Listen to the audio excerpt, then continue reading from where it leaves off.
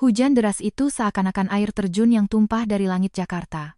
Saat mobil Kirana terpelanting, suara yang menusuk telinganya bukanlah benturan logam yang memekakan, melainkan bunyi tumpul dari tulang lututnya yang remuk. Bunyinya garing namun teredam, seperti menginjak lapisan es tipis di musim dingin. Sabuk pengaman mencengkeram tubuhnya erat, dan karena inersia, keningnya terbanting tanpa ampun ke setir mobil. Cairan hangat mengalir turun dari alisnya, masuk ke mata, dan membuat dunia menjadi kabur. Wiper mobil masih bergerak secara mekanis, seolah tak peduli. Kirana butuh 3 detik untuk menyadari bahwa ia masih hidup. Kaki kirinya terjepit oleh rangka pintu yang ringsek. Luka lama di lututnya kini benar-benar hancur akibat benturan. Ia bisa merasakan darah mengalir di sepanjang betis hingga membasahi sepatunya. Kehangatannya terasa seperti sebuah belayan lembut yang mengerikan. Tanpa sadar, tangannya meraba-raba mencari ponselnya. Layarnya retak, namun masih menyala. Di urutan pertama daftar kontak, tertera nama Bima. Ibu jari Kirana berhenti di atas nama itu selama tepat 5 detik, sebelum akhirnya ia meletakkan ponsel dengan layar menghadap ke bawah di atas pahanya. Jangan menelepon. Itu adalah aturan baku selama 5 tahun pernikahan mereka. Bima Wirayuda, suaminya, adalah seorang jenderal panglima di Komando Utama, dan ia melarang segala bentuk komunikasi pribadi selama jam kerja. Tidak ada pengecualian dalam kondisi apapun, begitu pesannya dulu. Kirana masih ingat ekspresi dingin di wajah Bima saat mengatakannya, tatapan yang tidak mentolerir sanggahan sedikit pun. Ucapannya lebih terdengar seperti perintah militer. Selama 5 tahun, Kirana tidak pernah sekalipun melanggarnya. Bahkan saat ia dilarikan ke UGD, pada pukul 3 pagi karena pendarahan. Atau saat ia berlutut sendirian di depan makam ayahnya di hari peringatan kematiannya, diguyur hujan semalaman, nomor itu tidak pernah ia hubungi. Hari ini pun bukan pengecualian. Hujan yang seperti air terjun membuat pemandangan di luar jendela mobil menjadi nihil. Kirana mencoba menggerakkan kaki kirinya, tetapi rasa sakit yang menusuk seketika membuat keningnya dibanjiri keringat dingin. Ia menggertakkan gigi, mencoba mendorong rangka pintu yang bengkok dengan tangan kanannya. Namun, tangannya yang bersimbah darah dan air hujan hanya membuat kepingan logam itu bergeser sedikit, menghasilkan bunyi berderit yang sia-sia. Tepat pada saat itu, seorang wanita mendorong pintu mobil di seberang jalan, dan berjalan terhuyung-huyung mendekat. Ia masih muda, mengenakan mantel berwarna off-white, rambutnya yang panjang basah dan menempel di pipi. Riasan wajahnya telah luntur sebagian, namun tidak bisa menyembunyikan parasnya yang jelita dan berkesan sedikit angkuh. Maafkan aku. Aku tidak melihat lampu merah. Suara wanita itu terdengar seperti isak tangis, tetapi ia tidak sedang berbicara pada Kirana. Ia sedang menelepon. Melalui kaca jendela yang pecah, Kirana melihat wanita itu memegang ponsel di telinganya dengan tangan gemetar, berbicara dengan suara manja yang lembut, memohon pertolongan. Bima, mobilku tertabrak. Aku takut sekali. Hujannya deras, dan aku sendirian. Bisa kamu ke sini? Nama Bima itu, seperti kabut es, menusuk lurus dari gendang telinga Kirana langsung ke jantungnya. Jari-jarinya berhenti mencoba mendorong rangka pintu. Darah terus mengalir, hujan terus turun. Wanita itu masih memanggil nama suaminya di seberang telepon dengan suara yang lembut dan manja. Kirana tiba-tiba merasa semuanya menjadi sangat sunyi. Suara hujan, deru mesin, isak tangis wanita itu semua suara seakan ditelan oleh kehampaan yang luar biasa. Yang terdengar hanyalah detak jantungnya sendiri. Deg, deg, deg. Setiap detaknya terasa semakin lambat dan dingin. Ia tidak mengenal wanita ini. Tidak, ia kenal. Namanya Anjani Lestari, seorang influencer perjalanan dengan 3 juta pengikut di media sosial, dan juga duta khusus untuk program pencitraan TNI. Kirana pernah melihat fotonya. Di poster acara amal, di berkas di atas meja kerja Bima, dan di notifikasi ponsel suaminya. Pesan-pesan dengan emoji tersenyum seperti, Mas Bima, sudah lihat proposal jadwal untuk besok, sering muncul. Setiap kali melihatnya, Kirana selalu meyakinkan dirinya sendiri bahwa itu hanya urusan pekerjaan. Tetapi, apakah rekan kerja akan menangis di tengah hujan badai sambil memanggil nama Bima dengan nada seperti itu? Apakah rekan kerja bisa terhubung ke nomor yang terlarang untuk komunikasi pribadi itu? Ujung bibir Kirana terangkat, entah itu senyum mencela diri sendiri atau ekspresi menahan sakit. 15 menit berlalu. Saat Kirana menghitung detik hingga mencapai angka 917, sebuah jeep militer berwarna hitam membelah tirai hujan. Kendaraan itu, gagah seperti binatang buas yang pendiam, menerjang genangan air setinggi pinggang orang dewasa dan berhenti tepat di samping Anjani. Kirana kenal mobil itu. Plat nomornya adalah izin khusus militer, dan di pintunya terdapat nomor merah yang samar tanda kendaraan khusus Panglima. Pintu terbuka, dan sosok Bima muncul di tengah hujan. Ia tinggi, dengan bahu lebar dan kaki jenjang. Bahkan hanya dengan kemeja abu-abu gelap, ia memancarkan aura otoritas yang menyesakan. Punggung seorang prajurit selalu tegap, dan langkahnya di tengah badai pun tidak goyah sedikit pun. Pandangannya langsung tertuju pada Anjani. Kirana melihat Bima berjalan dengan langkah lebar ke arah wanita itu dan melepaskan jaket dinasnya. Jaket hitam dengan pangkat jenderal yang berkilauan di kerahnya itu kini menyelimuti bahu ramping Anjani. Sudah kubilang pakai sopir. Suara Bima terdengar di antara deru hujan. Suara yang berat dan dalam itu mengandung teguran. Namun di ujung kalimatnya terselip nada khawatir yang nyaris tak kentara. Anjani meringkuk di dalam jaket itu, mengangkat wajahnya yang berlinang air mata. Maaf, kupikir hujannya tidak akan sederas ini. Lagi pula, sepertinya aku menabrak mobil seseorang. Pandangan Bima akhirnya beralih dari Anjani ke lokasi kecelakaan. Ia melihat mobil Kirana. Lebih tepatnya, ia melihat sedan hitam yang ringsek parah, kaca depan yang pecah, dan bagian depan mobil yang hancur. Namun, tatapannya hanya berhenti selama 2 detik sebelum kembali lagi ke Anjani. Biar ajudanku yang urus. Masuk ke mobil sekarang. Kamu mulai gemetar lagi? Kirana duduk di dalam mobil yang hancur itu. Kaki kirinya masih terjepit. Sepatunya basah kuyup oleh genangan air hujan di bawah kakinya. Air hujan masuk melalui jendela yang pecah, bercampur dengan darah, menodai gaun putihnya menjadi warna merah muda yang memilukan. Suaminya berdiri 12 meter darinya. Ia melihat mobil ini, tetapi tidak melihat Kirana. Atau, ia memilih untuk tidak melihat. Kirana tiba-tiba tertawa kecil. Tawa yang begitu ringan hingga ia sendiri nyaris tidak menyadarinya. Tawa itu seperti suara senar yang putus setelah tegang selama 5 tahun. Ia tidak lagi mencoba untuk melepaskan diri dari rangka pintu yang ringsek. Ia hanya bersandar dengan tenang di kursinya, memandangi jeep militer itu membawa Anjani pergi menembus hujan. Lampu belakang mobil itu tampak seperti 2 mata merah yang redup, sebelum akhirnya ditelan oleh badai. Kemudian, ia mengambil ponselnya yang layarnya separuh retak itu dan menekan nomor 119. Halo. Terjadi kecelakaan lalu lintas di perempatan jalan. 1 orang terluka, dugaan patah tulang kaki kiri. Suaranya terdengar datar, seolah sedang melaporkan cuaca. Ketika tim medis tiba dan menggunakan pemotong hidrolik untuk membuka pintu mobil, seorang perawat muda tersentak kaget melihat luka di kaki Kirana. Kenapa tidak menelepon lebih cepat? Anda kehilangan banyak sekali darah. Saya lupa, kata Kirana. Ia berbaring telentang, menatap lampu putih kebiruan di langit-langit ambulans. Putihnya sama persis dengan warna kemeja Bima. Saat lukanya dijahit, perawat bertanya apakah ada keluarga yang perlu dihubungi.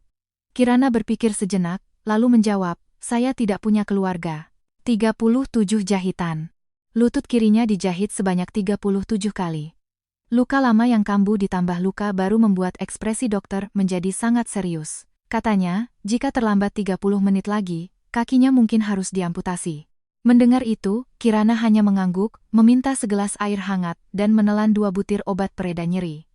Ruang rawat itu sangat sepi. Hujan di luar jendela masih turun, tetapi sudah jauh lebih reda, hanya menyisakan suara rintik yang samar. Ia bersandar di tempat tidur, menunduk menatap ponselnya. Tidak ada panggilan tak terjawab, tidak ada pesan. Yang ada hanyalah retakan di layar yang tampak seperti sisa sambaran petir 3 jam yang lalu. Bima tidak menyadari bahwa itu adalah dirinya. Tidak, ia melihat mobil itu, tetapi tidak mengenali bahwa itu mobil Kirana. 5 tahun. Mereka telah menikah selama 5 tahun, dan Bima bahkan tidak tahu mobil apa yang dikendarainya. Kirana tiba-tiba teringat hari pernikahan mereka. Di depan kantor urusan agama, Bima menyerahkan setumpuk dokumen perjanjian kepadanya. Ekspresinya saat itu lebih kaku daripada saat menandatangani perjanjian militer. Pasal 1. Menjaga kerahasiaan pernikahan dan tidak mengumumkannya kepada publik. Pasal 2. Tidak saling mencampuri kehidupan pribadi masing-masing. Pasal 3. Melarang segala bentuk komunikasi pribadi selama jam kerja. Pasal 4. Tidak menumbuhkan perasaan. Saat Bima mengucapkan pasal terakhir, ia mengangkat pandangannya dari kertas perjanjian dan menatap Kirana dengan dingin. Tatapan itu, Kirana mengingatnya selama 5 tahun. Tidak ada kehangatan di sana, hanya ada kehati-hatian yang formalitas. Kalau dipikir-pikir sekarang, tatapan itu seolah berkata, kau hanyalah mitra kerjasama. Jangan salah paham. Kirana tidak pernah salah paham. Selama 5 tahun ini, ia hidup sebagai bayangan di villa mereka. Kemeja Bima selalu tersusun rapi berdasarkan gradasi warna di 3 baris lemari sebelah kiri. Obat maaknya selalu diletakkan di laci kedua meja samping tempat tidur, di sebelah kiri. Teh yang diminumnya harus selalu diseduh dengan air bersuhu 82 graseli selama 30 detik. Ia mengingat setiap detail tentang Bima, tetapi Bima bahkan tidak tahu mobil apa yang ia kendarai. Kirana memejamkan mata. Efek obat pereda nyeri mulai bekerja, membuat kesadarannya mengabur. Sebelum terlelap, ia membuat satu keputusan yang jelas. Begitu fajar tiba, ia akan pulang dan membawa surat gugatan cerai. Pukul 04.17 pagi. Kirana menandatangani surat persetujuan pulang dan berjalan terpincang-pincang keluar dari rumah sakit. Setiap gerakan kaki kirinya mengingatkannya akan keberadaan tulangnya yang patah, tetapi tidak ada ekspresi apapun di wajahnya. Sopir taksi beberapa kali meliriknya melalui kaca spion, mungkin karena noda darah yang belum sepenuhnya kering di roknya, yang tampak seperti kelopak bunga yang menyeramkan. Ke Jalan Cendana nomor 117, Pak. Itu adalah rumah mereka. Sebuah rumah 3 lantai dengan halaman di tengah, dibangun dengan izin khusus militer di kawasan Menteng. Seluruh interiornya dirancang oleh Kirana. Dari suhu warna lampu di ruang keluarga hingga jumlah benang pada spray di kamar tidur, semuanya disesuaikan dengan kebiasaan hidup Bima hingga detail terkecil. Namun, waktu yang Bima habiskan di rumah ini, rata-rata tidak lebih dari 6 hari sebulan. Saat Kirana membuka pintu, rumah itu gelap gulita. Ia tidak menyalakan lampu, berjalan dalam kegelapan menuju ruang kerja, dan membuka brankas. Kode kombinasinya adalah tanggal ulang tahun Bima. 1911111103. Dulu, ia menganggapnya sebagai sebuah romantisme tersembunyi. Sekarang, rasanya hanya ironis. Surat gugatan cerai tersimpan di dasar brankas. Ada 2 salinan, dibuat olehnya 3 bulan yang lalu. Saat itu, ia masih ragu. Apakah ia terlalu sensitif? Bukankah seharusnya seorang istri prajurit terbiasa dengan sikap dingin seperti ini? Bukankah semua pernikahan kontrak pada akhirnya akan menjadi seperti ini? Keraguan 3 bulan lalu kini terasa seperti lelucon. Kirana duduk di depan meja kerja dan menyalakan lampu. Cahaya kuning hangat menerangi beberapa lembar kertas. Tulisan hitam di atas putih itu tampak sangat jelas. Ia mengambil sebuah pulpen dari tempatnya. Itu adalah pulpen Bima, dengan nomor registrasi militernya terukir di tutupnya. Dengan pulpen itu, ia menandatangani namanya dengan rapi. 3 suku kata, Kirana. Seperti 3 paku yang menancapkan akhir dari 5 tahun ini di atas kertas. Setelah selesai, ia meletakkan pulpen dan menatap langit-langit. Tidak ada air mata. Ia pikir, di saat seperti ini, ia akan menangis. Di malam-malam tak terhitung saat ia menunggu kepulangan Bima sendirian, ia sering membayangkan adegan perceraian ini. Ia pikir ia akan hancur, merasa enggan. Bahkan mungkin berlutut di lantai memohon kesempatan kedua. Namun sekarang, ia tidak merasakan apa-apa. Sama seperti saat lututnya remuk, ketika rasa sakit mencapai puncaknya, indera perasa itu lenyap. Ketika terlalu sakit, orang tidak akan menangis. Ia berdiri dan berjalan terpincang-pincang menuju lemari pakaian. Lemari itu sangat besar. 3 baris di sisi kiri dipenuhi kemeja dan seragam militer Bima, tersusun rapi tanpa celah. Hanya sebagian kecil ruang di sisi kanan yang menjadi miliknya. Bukan karena pakaiannya sedikit, tetapi karena Bima pernah mengerutkan kening saat pertama kali melihat pakaiannya yang terlalu banyak. Sejak saat itu, ia hanya menyimpan sekitar 10 setel pakaian musiman di sini, sisanya ia simpan di lemari di kamar tamu. Kirana menatap pakaian-pakaian itu. Pakaian sutra, pakaian katun, semuanya dipilihnya dengan hati-hati. Desainnya tidak terlalu mencolok atau terbuka, karena Bima pernah berkata bahwa keluarga prajurit harus menjaga citra di depan publik. Ia tidak mengambil satu helai pun. Ia berbalik, pergi ke gudang, dan menarik keluar sesuatu yang tampak tidak pada tempatnya di rumah ini, sebuah ransel gunung berkapasitas 65 liter. Kain abu-abunya sudah usang, dan di tali bahunya terdapat gesper logam yang teroksidasi menjadi kehijauan. Ransel ini adalah miliknya saat kuliah. Dulu, ia adalah mahasiswa berprestasi di jurusan Geologi Universitas Indonesia. Di tahun kelulusannya, ia mendapatkan kesempatan untuk mengikuti praktik lapangan di Puncak Jaya, Papua. Namun, seminggu sebelum keberangkatan, datang kabar dari rumah. Kakeknya telah mengatur perjodohan untuknya dengan Bima. Pernikahan yang sepadan lebih penting daripada mendaki gunung, kata kakeknya. Ia melepaskan mimpinya.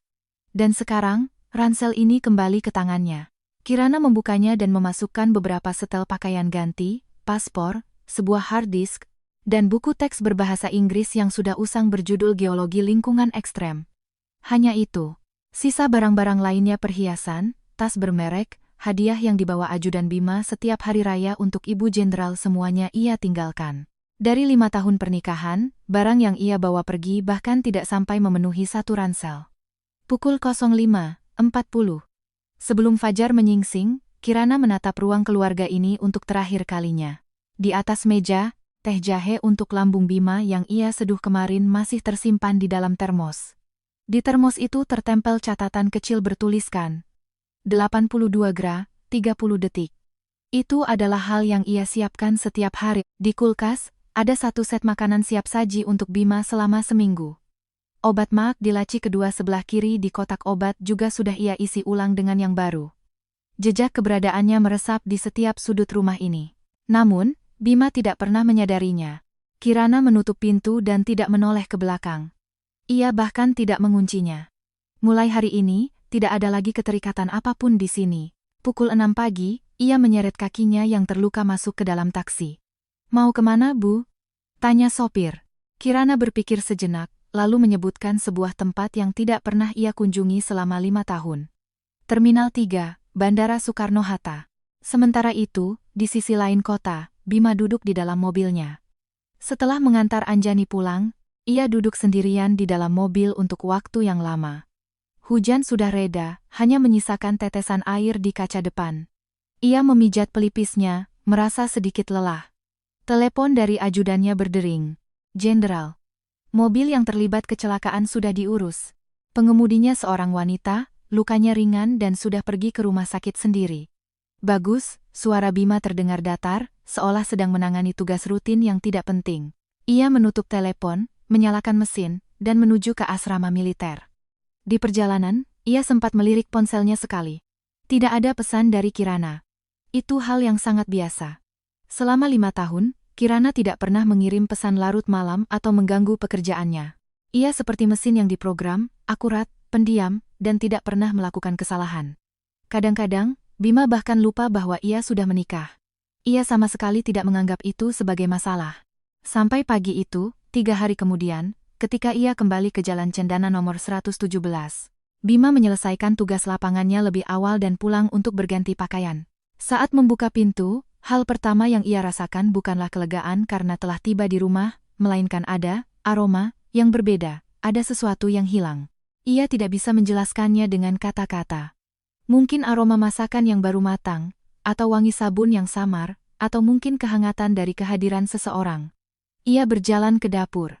Termos teh jahe itu sudah dingin sepenuhnya, dengan tetesan embun kelabu di bagian dalamnya. Set makanan di kulkas tidak diperbarui. Wastafel bersih dan kering, tidak ada tanda-tanda baru saja digunakan. Ia mengerutkan kening, mengambil ponselnya, dan menghubungi nomor Kirana. Nomor yang Anda tuju sedang tidak aktif atau berada di luar jangkauan. Bima menatap ponselnya selama 3 detik, lalu mencoba menelepon lagi. Pesan yang sama terdengar. Kerutan di keningnya semakin dalam. Bukan karena khawatir, melainkan karena kehilangan kendali. Ia tidak terbiasa dengan hal-hal tak terduga yang terjadi di luar rencananya. Ia pergi ke ruang kerja dan menemukan lampu meja masih menyala. Di atas meja, tergeletak sebuah dokumen. Surat gugatan cerai. Sudah ditandatangani, hanya di sisi Kirana. Bima mengambil surat itu dan membacanya 3 kali. Reaksi pertamanya bukanlah kaget atau sakit hati, melainkan rasa tidak nyaman yang aneh. Seolah-olah seorang prajurit telah meninggalkan posnya tanpa izin. Merajuk apa dia? Ia meletakkan surat itu kembali ke meja dan mengirim pesan kepada ajudannya. Lacak posisi Kirana saat ini. Ia tidak berpikir ini adalah masalah besar. Selama 5 tahun, Kirana tidak pernah membangkang perintahnya. Ia pasti akan kembali. Namun kemudian ia memeriksa lemari pakaian Kirana. Semua pakaian, perhiasan, bahkan gelang Cartier yang pernah ia berikan, semuanya masih tergantung rapi. Hanya satu barang yang hilang. Sebuah ransel tua. Hilang bersama pemiliknya. Bima bahkan tidak tahu Kirana memiliki ransel seperti itu. Fakta ini, untuk pertama kalinya, membuatnya merasakan kejanggalan.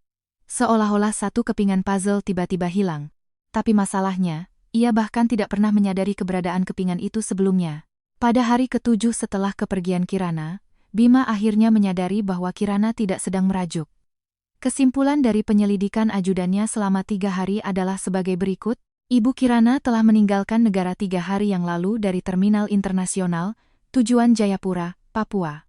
Sejak saat itu, tidak ada penggunaan identitas dalam negeri yang terdeteksi. Papua. Bima meletakkan pulpen yang dipegangnya, kerutan di keningnya semakin dalam. Untuk apa dia ke Papua? Ajudannya ragu sejenak sebelum menjawab, kami tidak tahu, Jenderal. Selain itu, semua rekening bank atas nama Ibu Kirana di dalam negeri telah dikosongkan, nomor ponselnya telah dinonaktifkan, dan status BPJS-nya juga sudah dialihkan untuk kepindahan ke luar negeri. Jari Bima berhenti sejenak di atas meja. Ini bukan ledakan emosi sesaat. Ini adalah sebuah penarikan diri yang terencana dengan baik, akurat, menyeluruh, dan tidak meninggalkan jejak. Tetapi ia tidak mengerti mengapa. Masa kontrak pernikahan mereka masih tersisa 2 bulan. Setelah itu, kedua belah pihak bisa memilih untuk memperpanjang atau mengakhirinya. Mengapa Kirana bahkan tidak bisa menunggu 2 bulan lagi? Selidiki lebih lanjut, nada bicaranya satu tingkat lebih berat dari biasanya. Alamatnya di sana, kontak, tempat kerja. Cari tahu semuanya. Siap, Jenderal. Setelah ajudannya pergi, Bima duduk sendirian untuk waktu yang lama. Kantornya sangat sunyi. Di luar jendela, tampak pohon-pohon angsana berbaris rapi di kompleks markas. Ia menunduk menatap jari manis tangan kirinya. Kosong. Ia tidak pernah memakai cincin kawin, dan Kirana tidak pernah memintanya. Sepertinya, Kirana tidak pernah meminta apapun darinya. Pikiran itu terlintas sejenak sebelum tanpa sadar ia menepisnya. Ia membuka email pekerjaan, mencoba memfokuskan kembali perhatiannya. Namun malam itu, ketika kembali ke Jalan Cendana nomor 117, untuk pertama kalinya Bima mengalami insomnia, bukan karena ia merindukan Kirana. Tidak, ia menolak mengakuinya sebagai rindu. Ini lebih seperti kesalahan sistem. Hidupnya seharusnya berfungsi dengan presisi yang luar biasa, dengan setiap detail diatur dengan sempurna. Ia tidak perlu direpotkan oleh hal-hal sepele. Namun sekarang, sistem yang mengatur semua itu tiba-tiba offline. Ia terpaksa menghadapi kekosongan yang selama ini tidak pernah ia sadari. Tidak ada lagi yang menjemur dan mengganti selimut saat pergantian musim. Tidak ada lagi yang melipat pakaian di dalam koper, sesuai urutan pemakaian sebelum ia melakukan perjalanan dinas. Tidak ada lagi yang meredupkan lampu teras, hingga tingkat paling rendah, agar tidak menyilaukan matanya saat ia pulang larut malam. Ia telah hidup selama 41 tahun. Bertahun-tahun sebelum Kirana datang, ia hidup mandiri dengan baik. Tetapi selama 5 tahun terakhir, seseorang telah meresap seperti air ke dalam setiap celah hidupnya. Ketika air itu menguap, celah-celah itu tetap ada, bahkan terasa lebih dalam dan lebih tajam dari sebelumnya. Seminggu kemudian, ajudannya datang membawa laporan investigasi yang lebih rinci. Ibu Kirana saat ini bekerja di Pusat Pelatihan Geologi dan Mitigasi Bencana di Timika, Papua. Posisinya adalah konsultan geologi magang. Menurut penyelidikan kami, pusat pelatihan ini berafiliasi dengan cabang Asia Pasifik dari Badan Mitigasi Bencana PBB. Standar penerimaannya sangat tinggi, biasanya membutuhkan gelar doktor di bidang terkait dan pengalaman lapangan minimal 3 tahun. Namun, Ibu Kirana tampaknya diterima secara khusus berdasarkan prestasi skripsinya saat S1 dan surat rekomendasi dari profesor pembimbingnya. Bima bersandar di kursinya, tanpa sadar memutar-mutar pulpen di antara jari-jarinya. Jadi, dia lulusan geologi, lulusan S1 Universitas Indonesia, peringkat pertama di angkatannya. Di tahun kelulusannya, ia mendapatkan beasiswa penuh untuk praktik lapangan di kawasan Puncak Jaya, Papua. Ajudannya membalik halaman. Namun pada bulan September tahun itu, beliau mengundurkan diri dari beasiswa tersebut. Tidak ada catatan mengenai alasannya. Perjodohan mereka terjadi pada 23 September, dan mereka menikah pada 11 Oktober. Tangan Bima yang memutar pulpen tiba-tiba berhenti. Baiklah, katanya, menutup berkas itu. Terus pantau. Jangan sampai dia tahu. Siap. Satu lagi, Jenderal. Ibu Anjani menelepon tadi pagi. Ada acara amal untuk komunitas lokal hari Sabtu ini. Beliau menanyakan apakah jenderal bisa hadir di upacara pembukaan. Suruh sekretariat yang tangani. Setelah ajudannya pergi, kantor kembali sunyi. Bima membuka kembali laporan itu dan membaca bagian tentang pengunduran diri Kirana sekali lagi. September, 5 tahun yang lalu. Untuk menikah dengannya, Kirana telah melepaskan sebuah kesempatan yang bisa mengubah arah hidupnya. Dan Bima, ia bahkan tidak tahu apa jurusan Kirana saat kuliah. Fakta ini tidak membuatnya merasa bersalah. Saat itu, Bima Wirayuda belum memiliki kapasitas untuk merasakan rasa bersalah. Fakta itu hanya memberinya rasa tidak nyaman yang samar, seperti kepingan puzzle yang tidak pas. Ia segera menyingkirkan rasa tidak nyaman itu dengan pekerjaan. 2 bulan kemudian, kakek Kirana, seorang mantan Panglima TNI, dilarikan ke ruang ICU Erspat Gatot Subroto. Gagal organ multipel akibat serangan jantung akut. Opsi pengobatan terbaik yang disarankan oleh dokter adalah menggunakan modul perbaikan jantung mikrovaskular yang baru saja lolos uji klinis tahap 3. Hanya ada 3 unit alat seperti itu di seluruh negeri, dan kebetulan ada 1 unit cadangan di Erspat. Namun, karena alat itu diklasifikasikan sebagai aset medis strategis militer, penggunaannya memerlukan persetujuan dari kantor Panglima. Sepupu Kirana, Ratih, begadang semalaman untuk mengajukan permohonan penggunaan darurat. Jawaban datang pada sore hari ketiga, ditolak. Alasannya, modul tersebut telah dimasukkan ke dalam daftar peralatan untuk proyek kehumasan budaya TNI dan akan digunakan sebagai properti untuk demonstrasi teknologi dalam kegiatan syuting terkait dalam waktu dekat. Izin peminjaman eksternal tidak dapat diberikan hingga tugas tersebut selesai. Ratih memegang surat jawaban itu dengan tangan gemetar. Ia menghabiskan setengah hari untuk mencari tahu apa itu proyek kehumasan budaya. Ternyata itu adalah sebuah film dokumenter militer yang digagas oleh Anjani, yang menampilkan teknologi medis militer canggih. Anjani telah mengajukan permohonan untuk meminjam modul itu sebagai properti syuting. Bukan untuk menyelamatkan nyawa, tapi untuk diambil gambar, close-up. Ratih melesat seperti angin ke markas besar TNI dan menunggu di luar kantor Panglima selama 1,5 jam. Akhirnya, pintu terbuka, dan yang keluar adalah Anjani. Ia mengenakan mantel berwarna off-white, rambut panjangnya tergerai, memegang secangkir kopi dengan senyum anggun. Melihat Ratih, ia sedikit terkejut, tetapi segera memasang ekspresi penyesalan yang tampak diperhitungkan. "Mbak Ratih, kenapa di sini? Pasti soal mantan Panglima, ya? Aku sudah dengar. Aku benar-benar khawatir." Suaranya terdengar tenang seperti seorang narator. "Aku sudah bicara dengan Mas Bima, tapi alat itu sudah masuk jadwal syuting kami. Tapi tenang saja, setelah syuting selesai, pasti akan langsung kami kembalikan." "Jadi, film dokumentermu lebih penting dari nyawa kakekku?" Suara Ratih bergetar. Mata Anjani langsung memerah, tampak seperti anak rusa yang terkejut. "Bukan begitu maksudku, Mbak Ratih. Tolong jangan bilang begitu. Aku juga serba salah." Ratih tidak mau berdebat lebih lama dengannya. Ia langsung mendorong pintu dan masuk ke dalam kantor. Bima duduk di belakang mejanya yang besar, membolak-balik beberapa dokumen dengan ekspresi dingin seperti biasa. Ia mengangkat mata menatap Ratih, nada bicaranya tanpa emosi sedikit pun. "Ratih, kau tahu ini bukan tempat yang bisa dimasuki sembarang orang." Bima Wirayuda. Ratih menggebrakkan surat penolakan itu ke mejanya. "Lihat apa yang sudah kau tanda tangani. Kakekmu kakek mertuamu, tetua kehormatanmu terbaring di ICU dan bisa meninggal kapan saja. Dan satu-satunya alat yang bisa menyelamatkan nyawanya kau pinjamkan sebagai properti untuk gadis yang sedang bermain film."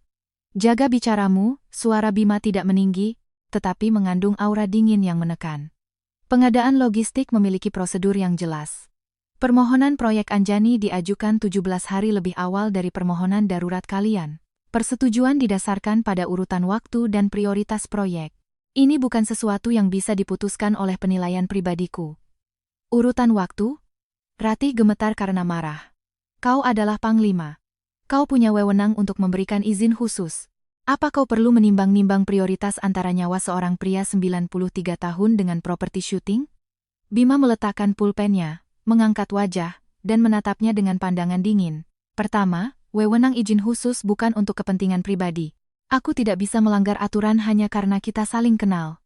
Kedua, proyek Anjani adalah untuk kehumasan TNI, memiliki surat persetujuan dan nomor proyek yang resmi. Ketiga, Tatapannya berhenti sejenak di wajah Ratih. Di mana Kirana? Kalau ada perlu, kenapa bukan dia sendiri yang datang menemuiku? Ratih terdiam, lalu rasa muak yang luar biasa menjalari dirinya. Ia menatap Bima, seolah baru pertama kali melihat pria ini. Kau tidak tahu, ya? Suaranya tiba-tiba menjadi rendah, seolah menahan sesuatu agar tidak pecah. Tidak tahu apa? Malam saat Kirana pergi, di tengah hujan badai itu, dia mengalami kecelakaan mobil. Patah tulang lutut, 37 jahitan. Malam itu, dia duduk sendirian di tengah hujan selama hampir 20 menit. Dan kau, jeep militermu, melewatinya begitu saja. Yang kau angkut adalah Anjani. Udara di dalam kantor seolah membeku. Otot di wajah Bima menegang sesaat.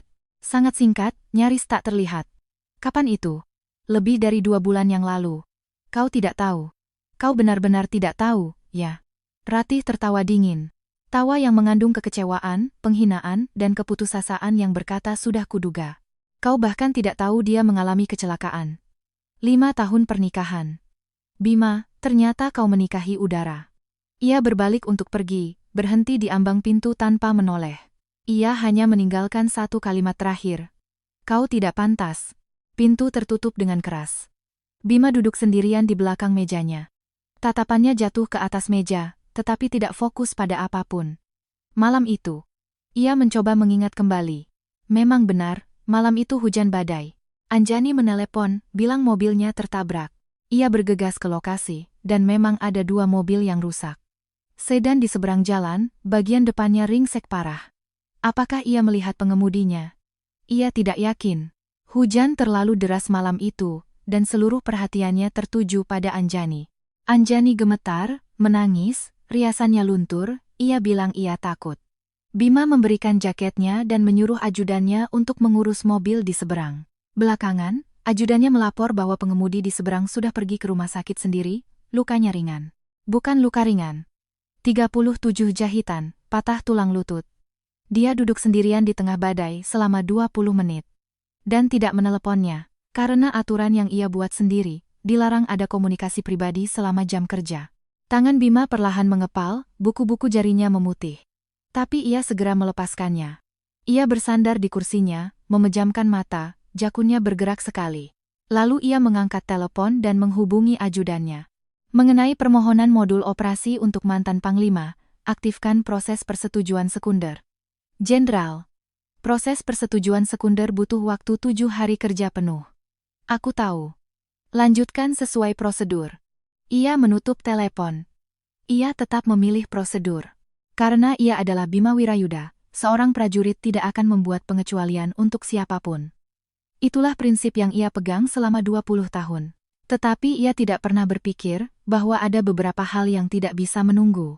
Pada hari keempat, pukul 03.17 pagi, monitor EKG mantan Panglima berbunyi panjang. Garis yang bergelombang berubah menjadi garis lurus yang datar, seperti desahan napas panjang seorang tua yang akhirnya menemukan kelegaan.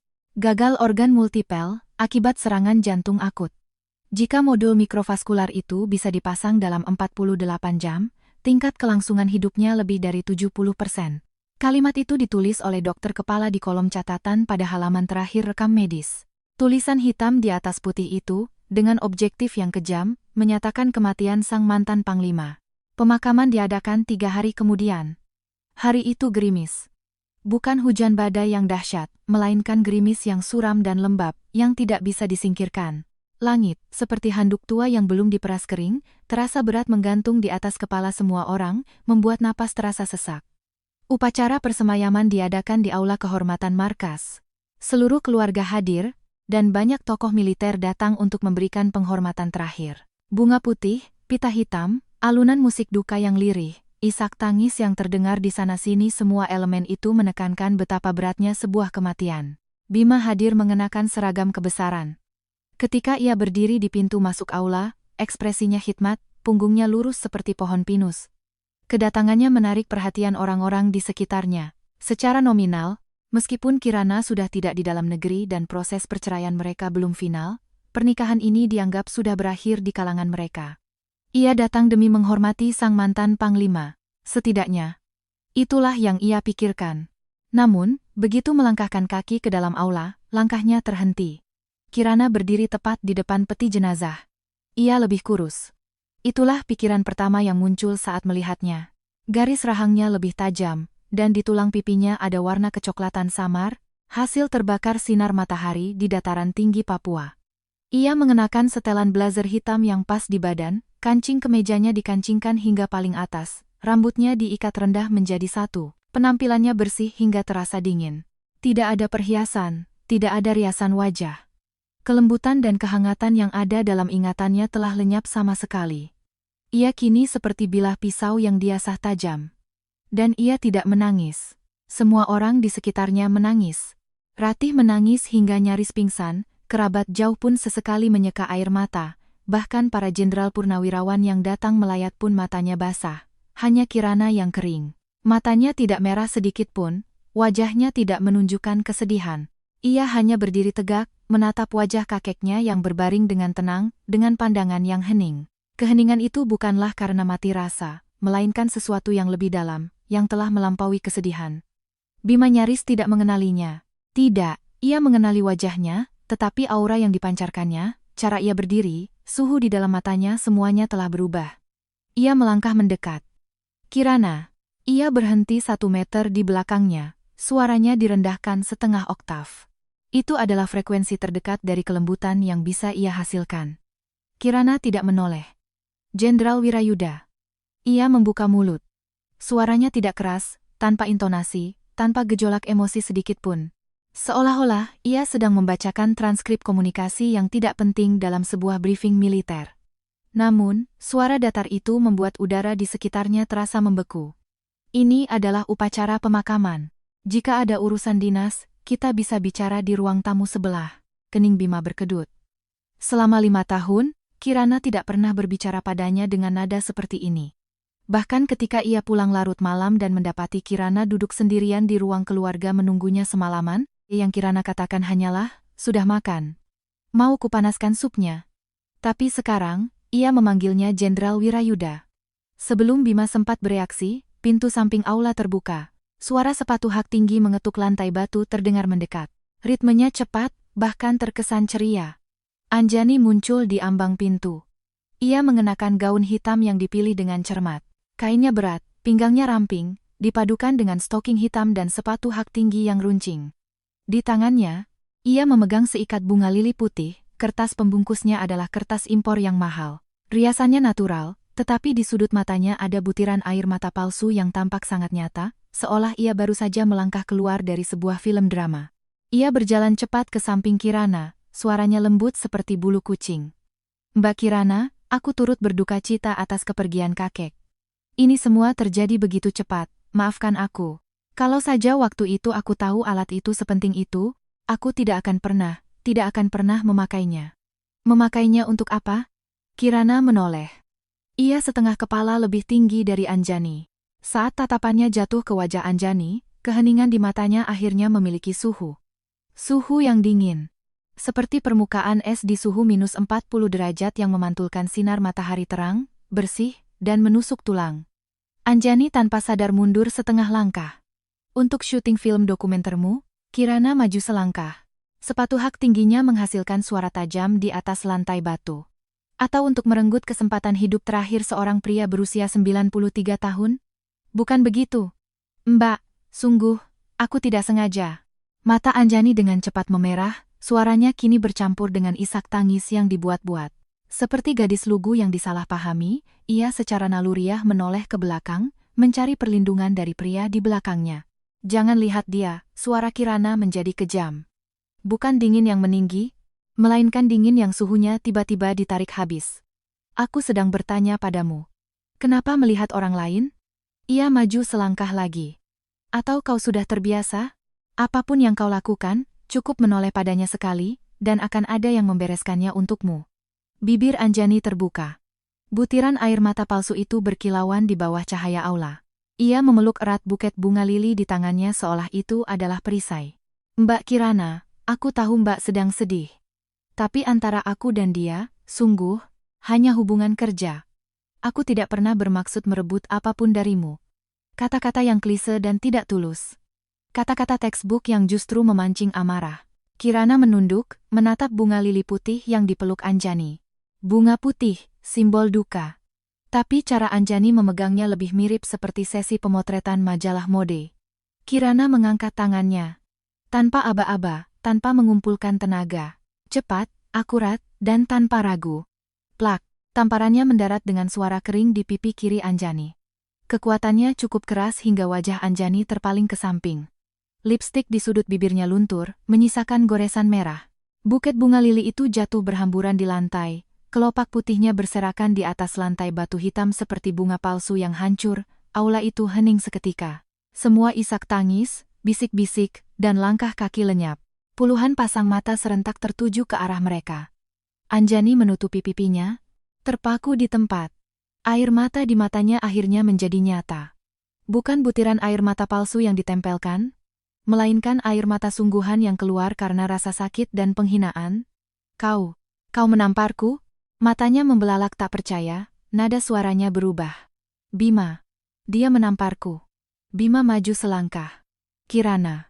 Suaranya akhirnya mengandung emosi yang jelas. Kemarahan, dan rasa tidak nyaman karena dipermalukan. Ini adalah pemakaman yang ia hadiri, acara publik.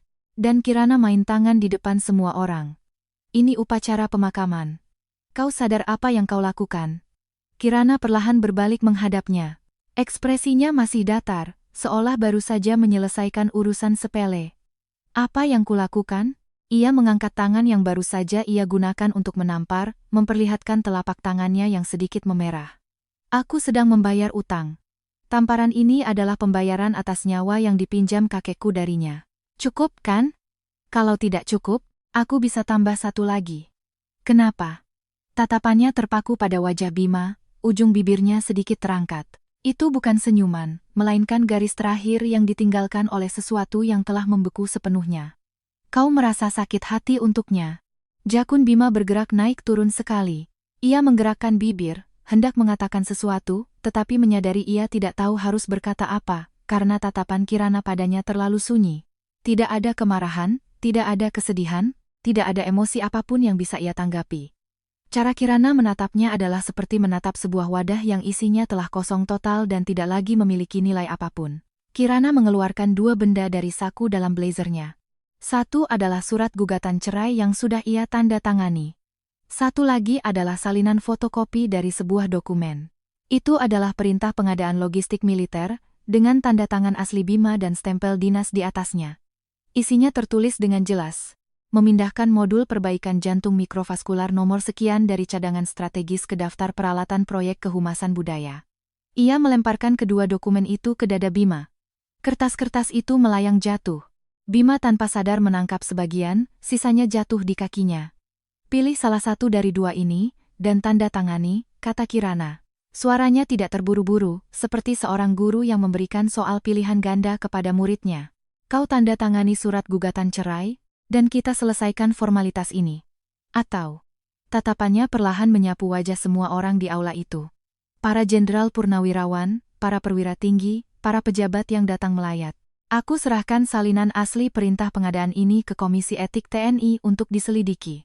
Apakah meminjamkan peralatan yang seharusnya menjadi cadangan medis strategis ke proyek syuting film tanpa kebutuhan medis sama sekali adalah apa yang kau sebut sesuai prosedur? Aula itu hening seolah menjadi vakum. Anjani berdiri di samping dengan wajah tertunduk, pucat pasi. Ia akhirnya mulai menyadari gawatnya situasi. Ini bukan istri terbuang yang membuat keributan. Ini adalah serangan yang ditargetkan dengan presisi bedah. Wajah Bima akhirnya berubah. Bukan karena marah. Ia adalah orang yang terlatih dalam pengendalian emosi paling ketat. Ia tidak akan kehilangan kendali di depan umum, tetapi pupil matanya menyempit. Ia melihat perintah pengadaan di tangannya, dan tanda tangannya sendiri. Tanda tangan yang ia bubuhkan beberapa minggu lalu tanpa banyak berpikir. Laporan permohonan Anjani ditulis sesuai aturan, dokumennya lengkap. Ia tidak berpikir panjang. Memang, ia tidak berpikir panjang. Karena saat itu, permohonan darurat untuk kakek Kirana belum diajukan. Namun, tanda tangannya itu secara tidak langsung telah menyebabkan kematian seorang pria berusia 93 tahun. Kirana, suaranya akhirnya kembali tenang seperti biasanya. Tetapi ada sesuatu yang berbeda di dasarnya. Gema yang mencoba menutupi retakan dalam dengan permukaan yang utuh. Kau mengancamku? Tidak, Kirana menggelengkan kepala. Aku sedang melakukan, cut loss. Ia mundur selangkah, menjaga jarak sosial darinya. 5 tahun, Jenderal Wirayuda. Suaranya ringan seperti sehelai bulu yang jatuh. Aku sudah hidup sebagai bayangan selama 5 tahun. Sebagai udara selama 5 tahun. Sebagai sesuatu yang tidak pernah mau kau lihat selama 5 tahun. Sudah cukup. Ia mengeluarkan barang terakhir dari sakunya. Selembar foto dan sebuah gunting lipat kecil. Foto itu diambil 5 tahun lalu di depan KUA. Kirana di dalam foto mengenakan gaun kuning pucat, tersenyum lembut dan manis, matanya bercahaya. Bima yang berdiri di sampingnya memiringkan tubuh, ekspresinya dingin, seperti orang asing yang dipaksa berfoto bersama karena perintah dinas. Ada jarak 10 cm di antara mereka. Lensa kamera dengan jujur merekam celah itu. Srek. Gunting itu membelah foto menjadi 2. Bagiannya, gadis dengan senyum dan mata bercahaya itu, dilipat dan dimasukkan kembali ke sakunya. Bagian Bima. Pria dingin yang tidak memiliki hubungan apapun dengannya, meluncur dari ujung jarinya.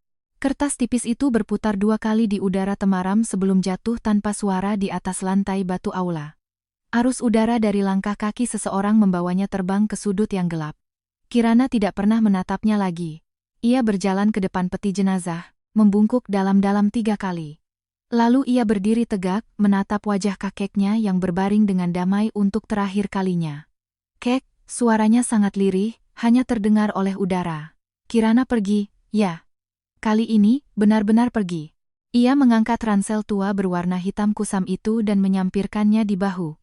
Gerakannya luwes dan mulus, seperti seorang anggota ekspedisi yang bersiap untuk berangkat. Ia berbalik dan mulai berjalan dengan ritme yang stabil. Suara sepatu hak tingginya mengetuk lantai batu, satu persatu, seperti hitungan mundur. Ia tidak menoleh ke belakang. Pintu aula tertutup di belakangnya, dan tirai hujan menelan sosoknya. 1 detik. 2 detik. 3 detik. Bima terpaku di tempat, tangannya masih memegang surat gugatan cerai itu. Puluhan pasang mata di sekelilingnya tertuju padanya. Tatapan kasihan, tatapan iba, tatapan penasaran, tatapan yang tak bisa diartikan. Ia tidak menanggapi satupun dari tatapan itu. Ia hanya perlahan, sangat perlahan, membungkuk dan memungut separuh foto yang tergeletak di lantai. Foto dirinya, tanpa ekspresi, seperti spesimen. Ia melipatnya dan memasukkannya ke saku dada. Anjani terisak di sampingnya, pipinya yang memerah seperti anak anjing yang dimarahi pemiliknya. Ia dengan takut-takut melirik wajah Bima, mencoba meraih lengan bajunya. Mas Bima, maafkan aku. Semua ini salahku. Pulang. Suara Bima pendek, seolah pisau yang memotong ujung kalimat Anjani. Tangan Anjani membeku di udara. Ia belum pernah mendengar Bima berbicara padanya dengan nada seperti itu. 3 hari kemudian, surat gugatan cerai itu dikirimkan ke notaris di luar negeri. Bima Wirayuda menandatanganinya. Pulpen yang ia gunakan adalah pulpen yang sama dengan ukiran nomor registrasi militernya. Pulpen yang sama yang pernah digunakan Kirana untuk menandatangani namanya. Setelah selesai, ia meletakkan pulpen itu kembali ke tempatnya dan mematikan lampu meja. Kantor itu hanya diterangi oleh cahaya lampu jalan dari luar jendela, yang membuat bayangannya memanjang. Seperti sebuah siluet yang isinya telah dikosongkan. Secara hukum, mereka telah berakhir. 5 tahun berubah menjadi selembar kertas. Ia pikir ini adalah titik akhir. Ia tidak tahu bahwa ini barulah titik awal bagi Kirana. 6 tahun kemudian, Bima Wirayuda bukan lagi panglima yang disegani seperti dulu. Bukan karena ia diturunkan pangkatnya. Justru sebaliknya. Pangkatnya naik, 1 bintang lagi bertambah di bahunya. Kantornya pindah ke lantai yang lebih tinggi, dengan jendela yang bisa melihat seluruh kompleks markas besar. Namun, duduk di belakang meja yang lebih besar, ia mendapati dirinya semakin sering melamun. Seorang pria berusia 47 tahun seharusnya tidak melamun. Terlebih lagi di tengah rapat tingkat tinggi militer. Jenderal Wirayuda. Jenderal, suara kepala staf menariknya kembali dari tempat yang jauh. Di layar proyektor, terpampang data topografi yang rumit. Sebuah area yang ditandai dengan spidol merah berkedip-kedip di dekat perbatasan selatan. Mengenai dukungan teknis eksternal untuk latihan gabungan SAR kali ini, pimpinan sudah memberikan persetujuan. Kepala staf beralih ke halaman berikutnya. Badan Mitigasi Bencana PBB Cabang Asia Pasifik akan mengirimkan tim konsultan kelas atas untuk mendampingi kita selama 3 bulan. Ketua tim konsultan strategis yang akan memimpin tim adalah Layar beralih ke halaman riwayat hidup. Fotonya adalah foto ukuran paspor. Blazer hitam, kemeja putih, rambut diikat ke belakang. Wajahnya bahkan lebih tirus dari 6 tahun lalu. Tulang pipi dan garis rahangnya tegas, kulitnya berwarna sawo matang yang sehat karena sering bekerja di lingkungan ekstrem. Matanya sangat cerah, seperti bintang yang tidak akan tenggelam oleh sumber cahaya manapun. Kirana, konsultan geologi lingkungan ekstrem dunia, ahli yang ditunjuk oleh Badan Mitigasi Bencana PBB. Memimpin pembangunan sistem peringatan dini tanah longsor di Pegunungan Jayawijaya, Papua. Mensurvei lelehan gletser di Pakistan dan memimpin operasi penyelamatan tambang di Pegunungan Andes tahun lalu. Nama Sandi di lapangan, Gletser. Kepala staf masih membacakan prestasinya, tetapi Bima tidak lagi mendengarkan. Ia menatap lekat foto di layar. 6 tahun. Kirana menggunakan waktu 6 tahun untuk mengubah dirinya dari seorang istri yang tersembunyi menjadi seseorang yang berdiri di puncak piramida di bidangnya. Ujung jarinya tanpa sadar menekan keras, dan pulpen yang dipegangnya patah menjadi 2 dengan suara krak. Tinta hitamnya menyiprat ke meja rapat yang putih, menyebar seperti bunga kecil yang gelap. "Jenderal?" Kepala staf berhenti bicara. Semua mata tertuju padanya. Bima menunduk menatap pulpennya yang patah, lalu menyingkirkannya tanpa ekspresi. "Lanjutkan." Suaranya sangat stabil. Hanya ia sendiri yang tahu bahwa jari-jari tangannya yang tadi memegang pulpen memutih karena menahan tekanan. Setelah rapat selesai, ajudannya mengikutinya keluar dari ruang rapat. Setelah ragu beberapa detik, ia angkat bicara. "Jenderal, konsultan Kirana ini. Sepertinya orang yang saya kenal. Aku tahu. Pengaturan penyambutannya akan dilakukan dengan standar tertinggi. Siapkan," Bima memotongnya. "Dan cari tahu jadwalnya. Akomodasi. Preferensi makanan. Alergi semuanya harus dipastikan sebelumnya." "Siap." Ajudannya menjawab. Langkahnya ragu sejenak. Bima berhenti dan menoleh padanya. "Ada lagi?" "Tidak, Jenderal. Hanya saja." Ajudannya memilih kata-katanya dengan hati-hati. Pemberitahuan dari pihak PBB menyebutkan bahwa narahubung utama bukanlah konsultan Kirana sendiri, melainkan mitranya, Bapak Arka Setiaji. Beliau adalah pimpinan Setiaji Group. Bapak Arka ini juga merupakan donatur terbesar untuk Badan Mitigasi Bencana PBB Cabang Asia Pasifik. Langkah Bima tidak berubah sedikit pun. "Aku mengerti. Tetapi malam itu, ketika ia kembali ke Jalan Cendana nomor 117 ya, ia masih tinggal di sana. Setelah 6 tahun ia duduk di ruang kerjanya, hingga pukul 2 pagi. Di laci paling bawah mejanya, ada sebuah amplop yang sudah tak terhitung berapa kali dibuka. Di dalam amplop itu ada separuh foto. Separuh foto dirinya dari hari pernikahan mereka 5 tahun lalu. Tapi foto itu bergerigi bekas guntingan, dan permukaannya sudah agak usang karena terlalu sering disentuh. Ia menatap wajahnya sendiri di foto. Dingin, seperti orang asing yang tidak ada hubungannya dengan orang di sebelahnya. Ia memasukkan kembali foto itu ke dalam amplop, mendorongnya ke bagian paling dalam laci.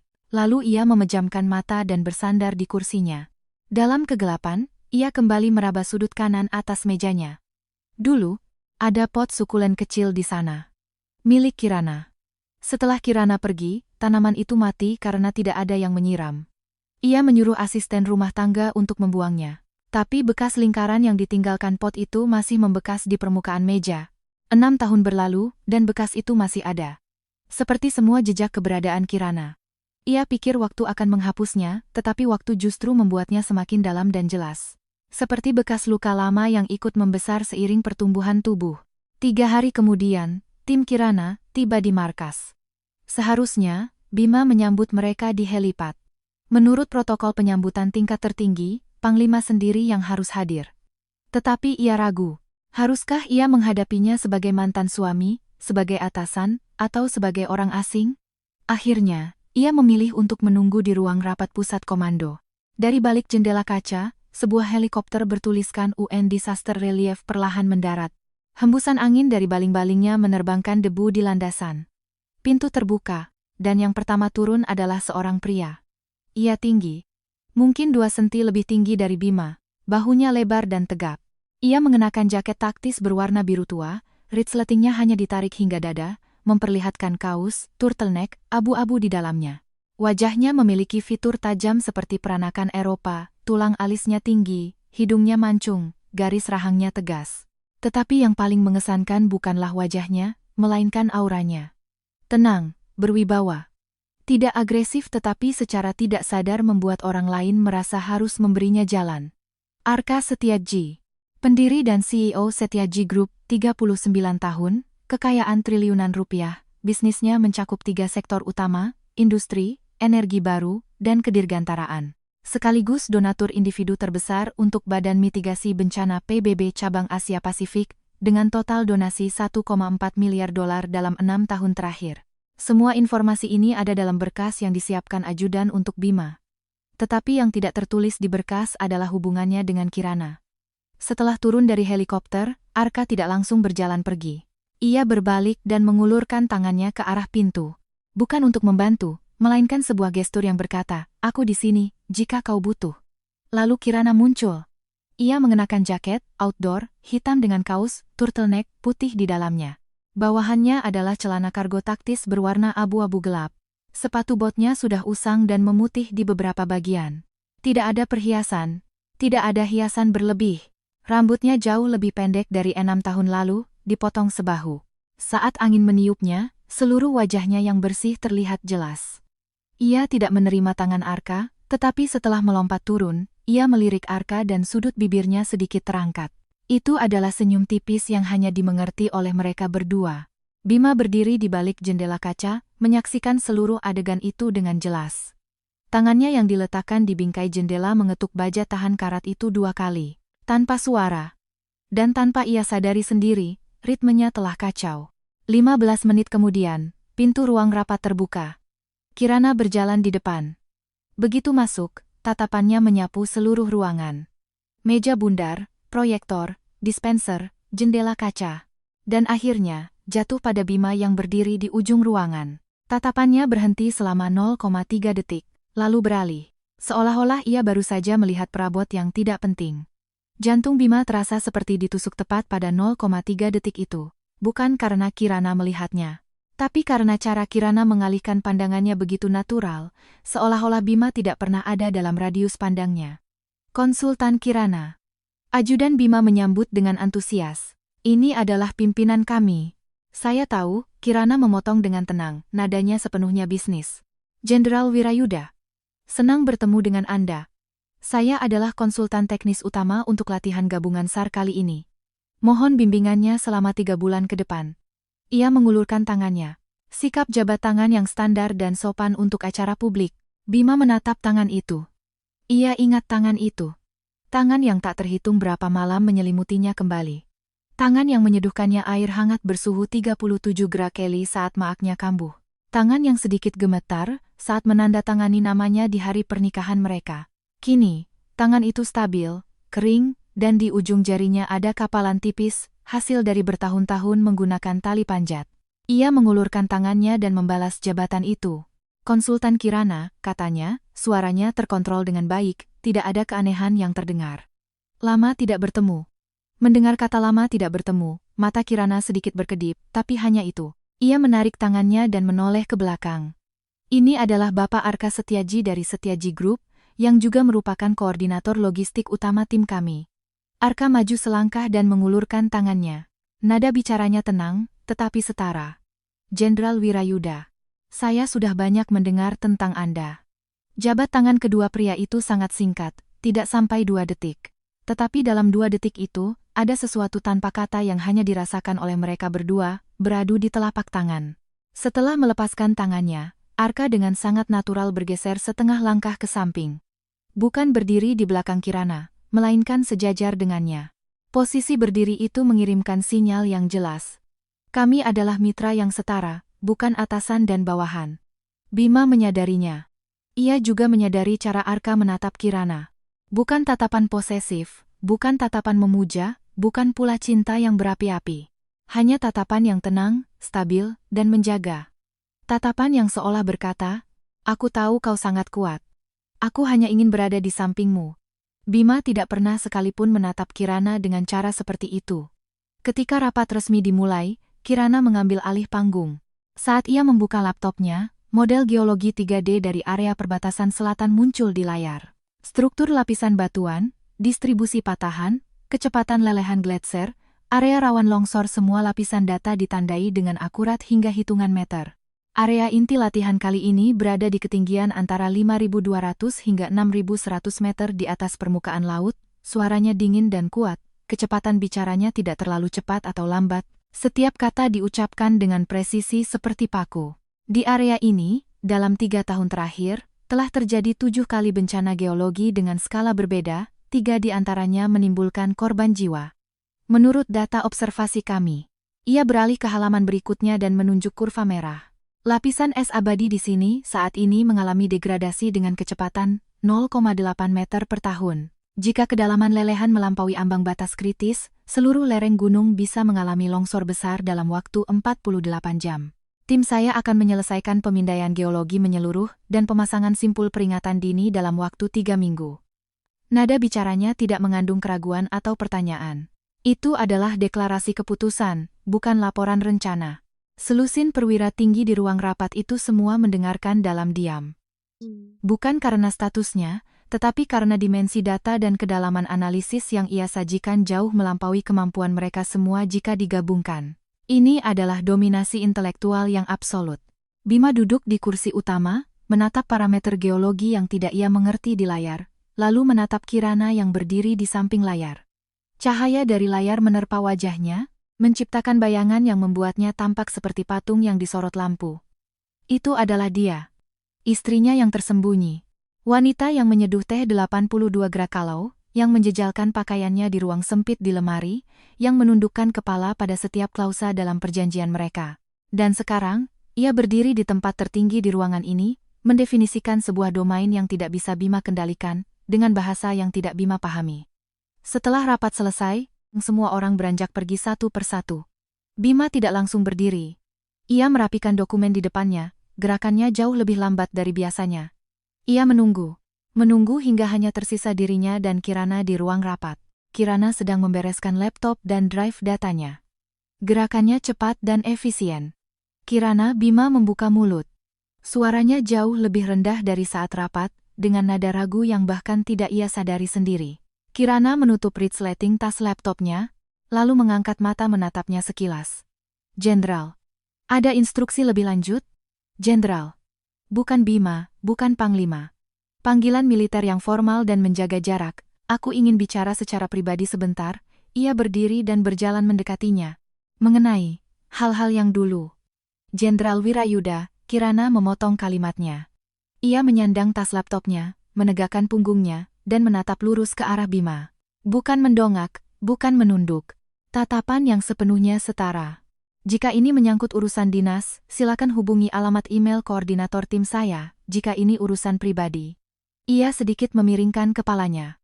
Gerakan itu mengandung semacam penilaian yang datar. Seolah menilai sebuah variabel yang tidak layak membuang-buang waktu. Silakan buat janji dengan tim hukum saya terlebih dahulu. Waktu Anda pasti sangat mahal, kan? Ia berhenti sejenak. Waktu saya jauh lebih mahal. Selesai berkata, ia berjalan menuju pintu ruang rapat. Langkahnya stabil, punggungnya lurus, tidak terburu-buru, tidak juga lambat. Saat ia melewati Bima, jarak di antara mereka kurang dari 50 cm. Tidak ada aroma parfum dari tubuhnya, hanya ada aroma bersih dari mineral pegunungan dan angin dingin. Bima terpaku di tempat, tidak bergerak. Ia menatap punggung Kirana yang menghilang di koridor luar. Sampai suara langkah kakinya benar-benar lenyap. Barulah ia menyadari bahwa pulpen cadangan yang ia genggam erat sejak tadi telah basah oleh keringat. Malam itu, Bima tinggal di kantornya hingga pukul 11 malam. Bukan karena pekerjaan. Ia membaca riwayat publik Kirana selama 6 tahun terakhir yang telah dirangkum oleh ajudannya, dari awal hingga akhir. 2020. Magang sebagai konsultan geologi di Pusat Pelatihan Geologi dan Mitigasi Bencana di Timika, Papua. 2021. Lulus ujian sertifikasi ahli dari Badan Mitigasi Bencana PBB. Menjadi konsultan geologi bersertifikat termuda di lembaga tersebut. 2022. Memimpin proyek pembangunan sistem peringatan dini tanah longsor di lereng selatan Puncak Jaya. Berhasil memprediksi dan mencegah bencana yang berpotensi menelan 200 korban jiwa. Menerima penghargaan khusus dari Sekretaris Jenderal PBB pada tahun yang sama. 2023. Kepala Proyek Survei Lelehan Gletser di Pakistan. Menjadi satu-satunya ahli wanita yang mendaki ke base camp di ketinggian 5.150 meter untuk melakukan pengumpulan data secara mandiri. 2024, Kepala Teknis Operasi Penyelamatan Tambang di Pegunungan Andes. Memimpin skuadron drone di lokasi runtuhan 600 meter di bawah tanah, menyelamatkan 120 penambang yang terperangkap dengan 0 korban jiwa di pihak tim penyelamat. 2025. Dipromosikan menjadi konsultan strategis Badan Mitigasi Bencana PBB Cabang Asia Pasifik. Setiap pencapaiannya nyata. Tidak ada satupun yang bergantung pada latar belakang keluarga atau koneksi. Faktanya, sejak meninggalkan Indonesia, Kirana tidak pernah menggunakan sumber daya apapun yang melekat pada nama keluarganya. Ia berjalan sejauh ini dengan kekuatannya sendiri. Dimulai dari satu ransel tua itu. Bima mematikan layar komputernya dan duduk lama dalam kegelapan. Kemudian ia membuka ponselnya. Membuka kontak yang sudah ditandai sebagai nomor tidak valid, Kirana. 6 tahun. Sudah 6 tahun sejak nomor ini dinonaktifkan, tetapi ia tidak pernah menghapusnya. Ia menatap 3 suku kata itu selama 30 detik, lalu mengunci layarnya. Pada rapat koordinasi keesokan paginya, Kirana dan timnya tiba tepat waktu di ruang rapat. Ia berganti pakaian. Jaket anti-angin hitam dengan kaos cepat kering berwarna abu-abu gelap di dalamnya. Rambutnya diikat dengan ikat kepala hitam, memperlihatkan seluruh wajah dan lehernya yang ramping namun kuat. Tidak ada anting, tidak ada kalung, hanya jam tangan, outdoor, fungsional di pergelangan tangannya, dengan layar yang menunjukkan ketinggian dan tekanan udara. Timnya terdiri dari 6 orang, berasal dari 5 negara yang berbeda. Mereka berdiskusi dalam bahasa Inggris, sesekali diselingi bahasa Prancis dan Nepal. Kirana fasih menggunakan ketiga bahasa itu, senatural bernapas. Bima duduk di seberang, memperhatikan Kirana menjelaskan penyimpangan data kepada seorang insinyur Prancis dalam bahasa Inggris. Aksennya bukanlah aksen Inggris atau Amerika akademis, melainkan bahasa Inggris praktis dengan sedikit aksen dataran tinggi. Kecepatan bicaranya cepat, akurat, tidak ada satu kata pun yang sia-sia. Ia tiba-tiba teringat bahwa selama 5 tahun pernikahan mereka, ia bahkan tidak tahu Kirana bisa berbahasa asing. Bukan tidak tahu. Ia tidak pernah bertanya. Saat rapat koordinasi berjalan separuh, Arka masuk mendorong pintu. Penampilannya lebih santai dari kemarin, mengenakan kaos, pullover, hitam dengan lengan yang digulung hingga pertengahan lengan bawah, memperlihatkan lengan yang berotot dan jam tangan Patek Philippe yang sederhana. Di tangannya, ada 2 cangkir kopi. Kirana. Ia berjalan ke samping Kirana dan dengan sangat alami meletakkan salah satu cangkir di depannya. Double espresso, sedikit gula. Kau belum makan apa-apa hari ini, kan? Kirana sedang mendiskusikan data dengan seorang insinyur, dan tanpa mengangkat wajah, ia menjawab, terima kasih. Oh ya, Arka membungkuk dan membisikkan sesuatu di telinga Kirana. Alis Kirana sedikit bergerak, dan ujung bibirnya melengkung. Nyaris sebuah senyuman. Lalu ia mengambil kopi itu, menyesapnya sekali, dan melanjutkan pekerjaannya. Seluruh interaksi itu tidak lebih dari 10 detik. Begitu alami, seolah-olah itu adalah rutinitas harian yang telah diulang puluhan kali. Tatapan Bima beralih dari dokumen ke cangkir kopi, lalu dari cangkir kopi ke tangan Arka yang diletakkan di sandaran kursi Kirana. Bukan menggenggam, hanya sentuhan ringan yang segera dilepaskan. Posisi tangan itu seperti sebuah deklarasi. Aku di sini. Tapi aku tidak akan melewati batas. Bima tiba-tiba teringat bahwa selama masa pernikahan mereka, ia tidak pernah sekalipun membawakan apapun untuk Kirana. Bukan kopi, bukan sarapan. Bahkan bukan segelas air. Karena tidak perlu.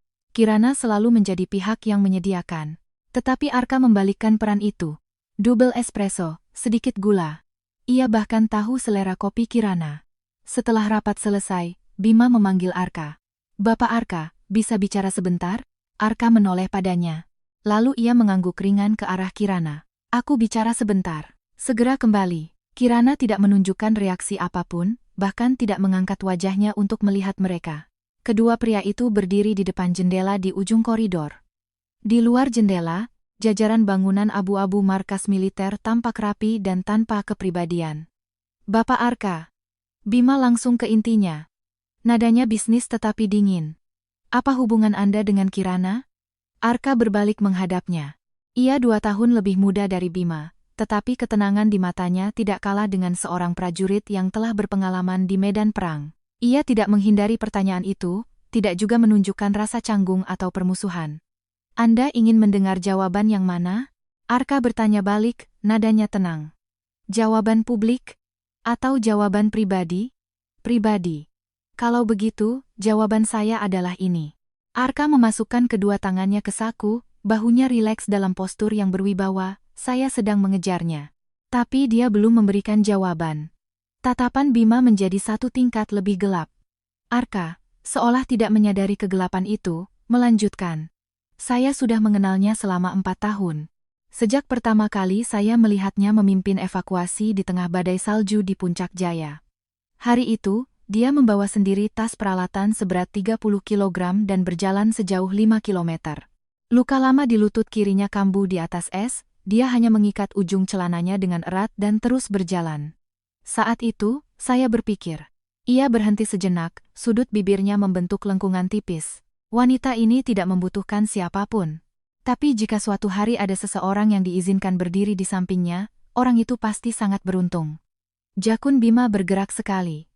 Luka lama di lutut kiri, ia mengulangi beberapa kata itu. Betul, tatapan Arka berhenti di wajah Bima selama 2 detik. Untuk apa Anda menanyakannya sekarang? Dia tidak pernah bercerita bagaimana dia mendapatkan luka itu. Saya memeriksa rekam medis lamanya. Di sana tertulis, kambuhnya trauma akibat kecelakaan lalu lintas. Tanggalnya 6 tahun yang lalu. Koridor itu hening selama 3 detik. Arka menarik kembali pandangannya, berjalan 2 langkah ke arah ruang rapat, lalu berhenti lagi dan menoleh menatap Bima. Jenderal, suaranya tidak berat, tetapi terdengar jelas. Saya tidak tahu apa yang terjadi antara Anda dan dia di masa lalu. Tapi saya akan memberitahu Anda satu hal. Selama 6 tahun ini, dia tidak pernah menyebut nama Anda. Sekalipun tidak. Ia berbalik dan berjalan pergi. Langkahnya tidak terburu-buru, tidak juga lambat. Sama seperti sikapnya dalam menghadapi segala hal. Penuh percaya diri dan keyakinan. Seolah-olah, ia tidak perlu mendapatkan jawaban dari siapapun. Bima terpaku di koridor, menatap punggung Arka yang menghilang di belokan. Angin di luar jendela menggoyangkan daun-daun angsana, menimbulkan suara gemerisik. Seperti sisa-sisa suara air dari malam hujan di masa lalu. Sekalipun tidak pernah menyebut namanya. Seolah-olah ia tidak pernah ada. Seolah-olah 5 tahun itu tidak pernah terjadi. Tangan Bima merogoh saku seragamnya. Ujung jarinya menyentuh tepi kertas yang lembut. Separuh foto itu. Separuh foto yang ia bawa selama 6 tahun. Ia menarik kembali tangannya. Berbalik, ia berjalan dengan langkah lebar kembali ke kantornya. Punggungnya masih lurus, langkahnya masih kuat. Hanya saja, setelah masuk ke kantor dan menutup pintu, ia berdiri di belakang pintu selama 10 detik penuh, tidak bergerak. 10 detik kemudian, ia berjalan ke mejanya dan duduk.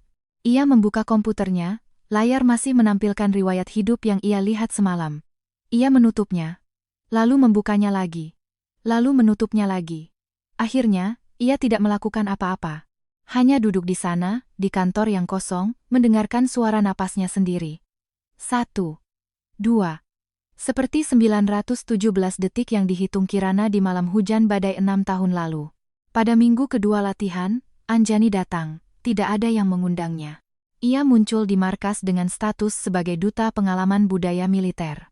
Sebuah acara realitas dari sponsor platform video, di mana influencer terkenal yang memiliki hubungan dengan militer akan merasakan pengalaman hidup di daerah perbatasan. Manajer Anjani menghabiskan 3 bulan untuk melobi dan mendapatkan slot ini. Secara publik, promosinya adalah untuk membuat lebih banyak anak muda memahami pertahanan negara. Di hari kedatangannya, ia mengenakan gaun terusan bermotif loreng yang dibuat khusus. Gaun itu sangat ketat di pinggang, dipadukan dengan sepatu bot pendek setinggi 3 cm. Di lehernya tergantung kamera video berkualitas tinggi, di belakangnya ada 3 juru kamera dan 1 penata rias. Ketika ajudan Bima melihatnya, ekspresinya berubah sedikit. Tapi, ia tidak mengatakan apa-apa, hanya menambahkan 1 catatan di jadwal Bima. Ibu Anjani telah tiba. Area akomodasi terpisah telah diatur. Ketika Bima melihat catatan ini, ia sedang menyetujui laporan pemindaian geologi tahap pertama yang diajukan oleh tim Kirana. Ujung pulpennya berhenti selama 2 detik di kolom tanda tangan penanggung jawab. Lalu ia mencoret baris catatan tentang Anjani. Tempatkan dia di area yang telah ditentukan. Jangan biarkan dia masuk ke zona inti latihan. Mengerti. Ia pikir itu sudah cukup. Tapi ia meremehkan kemampuan Anjani untuk menembus batasan sosial. Siang hari berikutnya, saat tim Kirana sedang mendirikan stasiun pemantauan sementara di area kerja lapangan, Anjani muncul. Ia membawa tim syutingnya, masuk melalui jalan pintas di tepi zona terlarang. Alasannya, ingin mendokumentasikan keseharian para peneliti di garis depan. Ia mengenakan satu set pakaian, outdoor, baru, yang bahkan labelnya belum dilepas sepenuhnya. Kirana sedang berjongkok di samping satu set sensor geologi, menyesuaikan parameternya. Ia mengenakan kacamata anti-angin, sarung tangannya penuh lumpur, dan di telinganya terpasang earphone komunikasi. Anjani berhenti 3 meter di belakangnya dan tersenyum manis ke arah kamera. Dengan nada seorang reporter, ia berkata, "Halo semuanya, saya sekarang berada di ketinggian 4.800 meter. Di belakang saya adalah lokasi kerja tim penyelamat PBB. Lihat, itu adalah Ibu Kirana yang legendaris. Beliau sedang melakukan pekerjaan pemantauan geologi yang sangat profesional." Kirana tidak menoleh. Sebaliknya, Alain, Insinyur Prancis, menoleh dan melirik, lalu mengerutkan kening. Dengan suara pelan dalam bahasa Inggris, ia berkata kepada Kirana, "Seseorang sedang merekammu." Kirana tidak mengangkat kepalanya. "Biarkan saja." Anjani tidak menyangka akan diabaikan sepenuhnya. Ia terbiasa menjadi pusat perhatian dimanapun, terutama di depan kamera. Ia menyesuaikan sudutnya, membawa kameranya maju beberapa langkah. Suaranya ditinggikan setengah oktav. "Ibu Kirana, maaf mengganggu. Saya Anjani. Bolehkah saya mengajukan beberapa pertanyaan? Mengenai wanita yang bekerja di lingkungan ekstrem. Ini adalah zona terlarang." Kirana akhirnya angkat bicara. Tapi ia tetap tidak menoleh. Suaranya terdengar melalui deru angin. Datar, dingin, tanpa suhu berlebih. "Dilarang masuk dan melakukan syuting tanpa izin. Silakan pergi." Senyum Anjani membeku sesaat, tentu saja ia mengenali Kirana. Ia masih ingat rasa tamparan di aula pemakaman 6 tahun lalu. Pipi kirinya itu butuh waktu lama untuk pulih. Tapi 6 tahun telah berlalu, ia pikir waktu telah melunturkan segalanya. "Ibu Kirana, saya punya surat izin yang dikeluarkan oleh markas." Ia melangkah maju dengan cepat, mengeluarkan selembar kertas berstempel dari sakunya. Kirana akhirnya berdiri. Melepas kacamatanya, ia berbalik. Sinar matahari menerpa wajahnya. Fiturnya lebih tegas dari 6 tahun lalu. Bukan ketegasan yang agresif, melainkan kilau tenang dari bilah pisau yang telah ditempa berulang kali. Ia melirik surat izin di tangan Anjani, lalu menatap wajah Anjani. "Surat izin Anda untuk Sektor 2. Ini adalah Sektor 1. Sektor 2 berada 1,3 kilometer di belakang Anda." Kirana mengangkat tangan dan menunjuk. Nadanya seperti memberitahu arah kepada turis yang tersesat. "Ikuti rambu, Anda tidak akan tersesat." Anjani meremas kertas itu, bibirnya bergerak. Juru kamera di sampingnya masih terus merekam, lensa menangkap segalanya. Riasan wajah Anjani yang cermat mulai luntur di tengah angin dataran tinggi. Bedaknya menggumpal di garis senyum, bibirnya kering dan pecah-pecah karena angin. Tapi Kirana yang berdiri di hadapannya, tanpa riasan, wajahnya hanya menunjukkan jejak angin dan matahari. Namun, ia tampak jauh lebih utuh daripada siapapun yang berhias dengan cermat. "Mbak Kirana," Anjani mengganti panggilannya, suaranya melembut, dengan nada sedih yang biasa ia gunakan. "Aku tahu Mbak masih marah padaku. Soal waktu itu, aku benar-benar tidak sengaja." "Anda memanggil saya apa?" Kirana sedikit memiringkan kepalanya. Gerakan itu membuat Anjani tanpa sadar mundur setengah langkah. Karena sudut kemiringan kepala Kirana dan suhu di matanya sama persis dengan saat ia mengangkat tangan sebelum menamparnya di aula pemakaman 6 tahun lalu. "Di lingkungan kerja, panggil saya konsultan Kirana." Kirana mengembalikan pandangannya, memakai kembali kacamatanya. "Dan saya tidak marah pada Anda." Ia berjongkok lagi, mulai menyesuaikan sensor. "Marah itu karena peduli. Dan saya tidak peduli sama sekali pada Anda." Kalimat itu diucapkan dengan sangat ringan. Cukup pelan hingga hanya Anjani dan ketiga juru kameranya yang bisa mendengar. Tapi itu lebih menyakitkan daripada sebuah tamparan. Wajah Anjani memerah padam. Ia membuka mulut hendak mengatakan sesuatu, tetapi tenggorokannya terasa tercekat. Akhirnya, ia berbalik, menghentakkan sepatu botnya yang belum pernah menyentuh lumpur itu, dan membawa timnya pergi seperti melarikan diri. Saat pergi, juru kamera itu diam-diam menoleh ke belakang untuk melirik Kirana. Ia masih berjongkok di samping sensor, kacamatanya memantulkan cahaya putih dari pegunungan salju. Seperti patung es yang menyatu dengan alam liar ini. Alain mendekat, dengan bahasa Indonesia yang terbata-bata ia berbisik, "Siapa wanita itu?" Kelihatannya merepotkan. Kirana mengencangkan baut terakhir, berdiri, dan menepuk-nepuk lumpur di lututnya. Orang yang tidak penting. Alain mengangkat bahu dan tidak bertanya lebih lanjut. Tetapi Anjani bukanlah orang yang akan menyerah hanya karena ditolak sekali. Justru sebaliknya. Dipermalukan di depan umum oleh Kirana justru membuatnya terpacu. Dokumenternya butuh trafik. Episode tentang ditolaknya wawancara oleh seorang ahli wanita yang dingin, dari segi popularitas di media sosial, masih jauh dari daya ledak reuni mantan istri versus wanita idaman lain. Ia perlu menciptakan adegan yang lebih besar. 3 hari kemudian, pada malam hari, ia muncul di kantin perwira markas. Alasannya, untuk merasakan makanan militer. Malam itu, tim Kirana juga sedang makan di kantin. Karena peralatan di area kerja lapangan terbatas, mereka membawa sebagian pekerjaan analisis data ke dalam ruangan. 6 orang duduk mengelilingi meja panjang, laptop dan kotak makan berserakan, mereka makan sambil berdiskusi. Ini adalah keseharian para pekerja di lingkungan ekstrem. Tidak ada batasan yang jelas antara makan dan bekerja. Arka duduk di samping Kirana. Di depannya ada 2 nampan. Satu miliknya, satu lagi, ia ambilkan dari konter dan diletakkan di depan Kirana. "Hari ini ada ikan kukus kesukaanmu," katanya, nadanya senatural di rumah. "Juga ada bubur sayur. Kau tidak makan apa-apa siang tadi. Makan bubur dulu untuk menenangkan perut." Kirana menatap kurva data di layar komputernya, dan tanpa mengangkat wajah, ia mengulurkan tangan mengambil mangkuk bubur dan menyuapnya sekali. "Terlalu panas," katanya.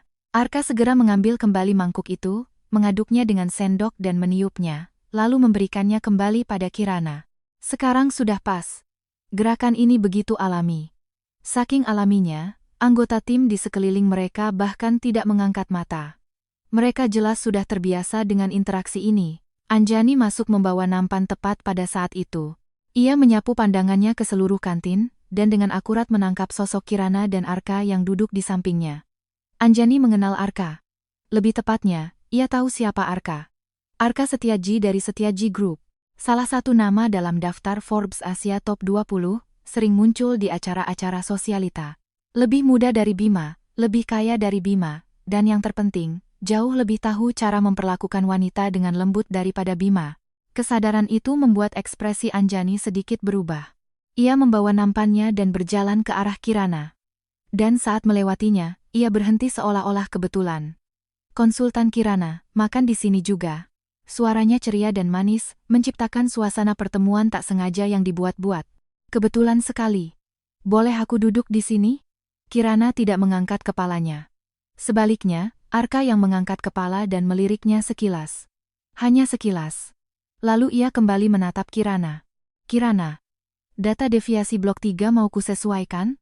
Deviasi pagi tadi agak terlalu besar." Kirana mengangguk. "Tolong lihat grup nomor 7-12. Keduanya kembali tenggelam dalam diskusi data, seolah-olah tidak menyadari ada orang yang berdiri di samping mereka. Anjani terpaku di tempat sambil memegang nampan, tidak bisa maju, tidak bisa mundur. Tidak ada tim syuting di belakangnya. Kantin tidak memperbolehkan peralatan syuting eksternal masuk. Artinya, ia tidak bisa merekam adegan dipermalukan ini untuk mendapatkan simpati. Ia terpaksa duduk di seberang Kirana. Keheningan berlangsung selama sekitar 30 detik. Anjani yang pertama kali angkat bicara. "Konsultan Kirana, aku sudah lama mencari kesempatan untuk bicara baik-baik soal waktu itu." "Waktu yang mana?" Kirana akhirnya mengangkat kepala. Nadanya begitu datar. Saking datarnya, kata-kata itu seperti air es yang seketika memadamkan emosi yang telah Anjani bangun selama 30 detik. 6 tahun yang lalu. "Soal mantan Panglima." "Saya tidak ingat," kata Kirana. Lalu kembali menunduk menatap datanya. Anjani terdiam. "Tidak ingat? Pria tua yang meninggal karena alat penyelamat nyawanya direbut, dan dia bilang tidak ingat?" "Mbak." Konsultan Kirana. "Aku tahu Mbak membenciku. Tapi aku kan sudah bilang. Saya tidak ingat." Suara Kirana tidak keras, tetapi setiap katanya dengan akurat memotong kelanjutan kalimat Anjani. "Siapa Anda, apa yang Anda lakukan, bagi saya itu semua tidak penting. Kalau Anda mencari seseorang untuk menyesalinya, ia mengangkat mata, tatapannya tertuju pada wajah Anjani, pergilah ke Bima. Dia mungkin punya lebih banyak waktu luang daripada saya. Arka terbatuk ringan di sampingnya. Batuk yang menutupi sesuatu. Mungkin tawa yang ditahan. Wajah Anjani pucat pasi. Jari-jarinya yang memegang sumpit gemetar. Bukan karena takut, melainkan karena rasa terhina karena eksistensinya telah dinegasikan secara total untuk pertama kalinya.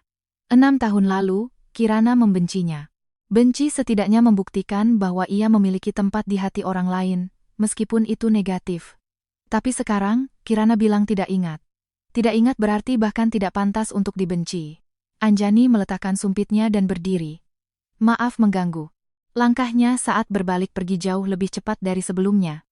Nyaris seperti melarikan diri keluar dari pintu kantin. Setelah di luar, ia bersandar di dinding dan terengah-engah. Udara di dataran tinggi sudah tipis, napasnya sesak. Ditambah gejolak emosi yang hebat, dadanya terasa seperti diremas oleh tangan seseorang. Ia mengeluarkan ponselnya dan menghubungi sebuah nomor. Setelah 3 kali dering, telepon tersambung. Bima, suaranya tercekat oleh isak tangis. Aku ingin bertemu denganmu. Hening selama 3 detik di seberang telepon. Di mana kau? Di luar kantin. 15 menit kemudian, sebuah mobil berhenti di persimpangan di samping kantin. Bima tidak turun, hanya membuka jendela. Anjani berjalan cepat mendekat. Berdiri di samping jendela mobil, riasannya sudah benar-benar luntur. Kulitnya pecah-pecah karena kekeringan dataran tinggi, eyeshadow-nya luntur, seperti bunga yang sekarat. Kirana menemuimu? Nada bicara Bima lebih dingin dari yang Anjani duga. Aku hanya ingin minta maaf. Tapi dia. Sudah kubilang jangan ganggu pekerjaannya. Anjani menggigit bibir bawahnya. Ia menyadari Bima telah berubah. 6 tahun lalu, jika ia diperlakukan tidak adil, Bima akan mengerutkan kening, memberinya jaket, dan dengan nada tegas namun memanjakan berkata, sudah kubilang pakai sopir. Tapi sekarang, ia duduk di dalam mobil, bahkan tidak mau membuka pintu, dan suhu nada bicaranya lebih rendah dari angin malam di luar. Bima, kau masih peduli padanya? Saat Anjani mengucapkan kalimat ini, suaranya bergetar. Bima tidak menyangkal, tidak juga mengiyakan. Tatapannya melewati bahu Anjani, mengarah ke kantin. Cahaya kuning hangat terpancar dari jendela. Samar-samar terlihat siluet orang bergerak. Ia ingin tahu apakah Kirana masih di dalam.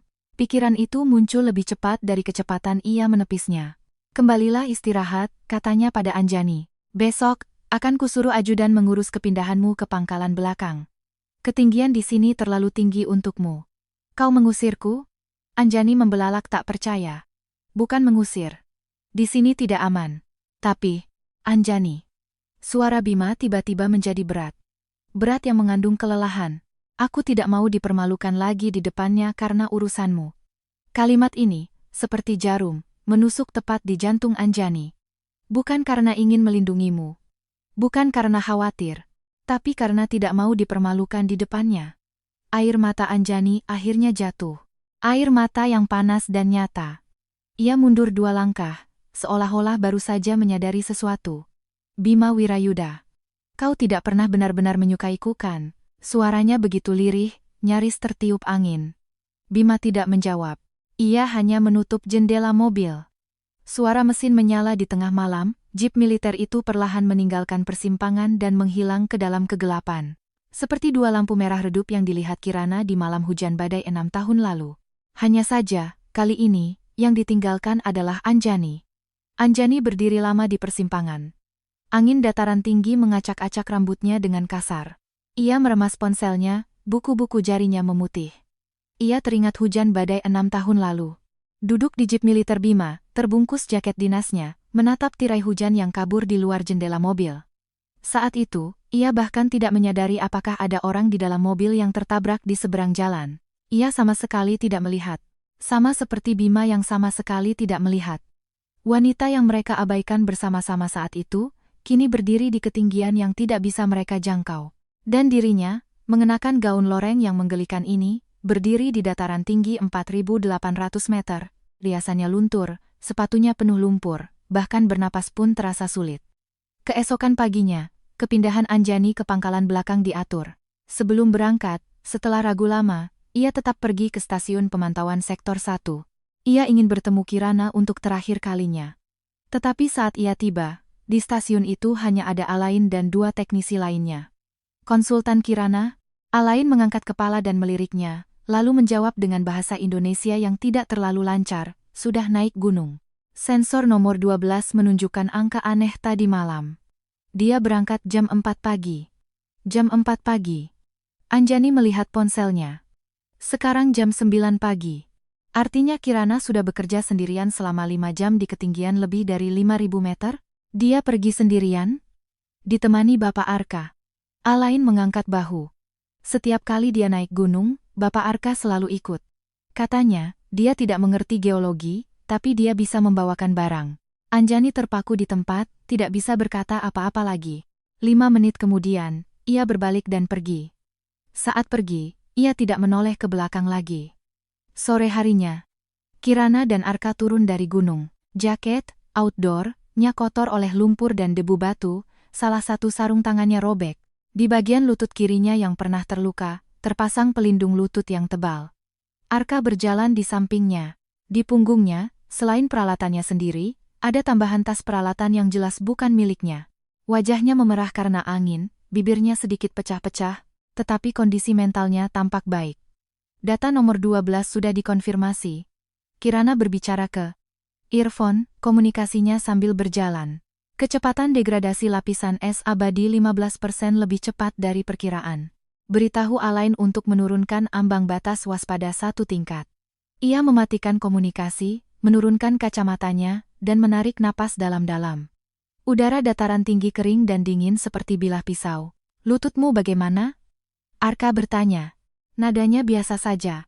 Bukan pertanyaan khawatir yang ragu-ragu, melainkan pertanyaan lugas seperti pemeriksaan rutin. Tidak apa-apa. Jauh lebih baik dari pendakian terakhir. Itu karena pendakian terakhir kau tidak membawa tabung oksigen. Waktu itu darurat.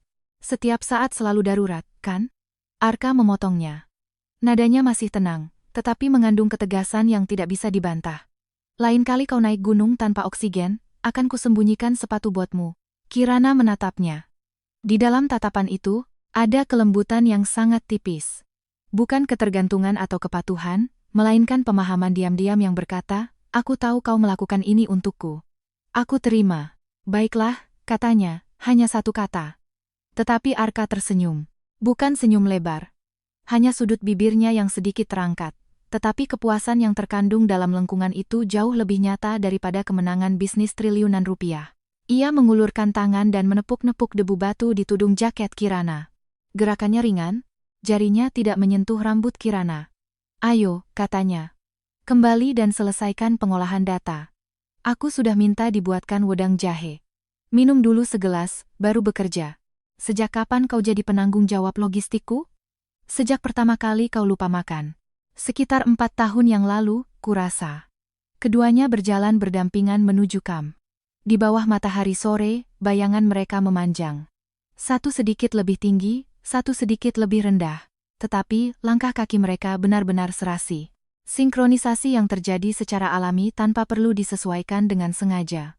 Bima Wirayuda berdiri di balik jendela lantai 2 pusat komando, menyaksikan pemandangan ini.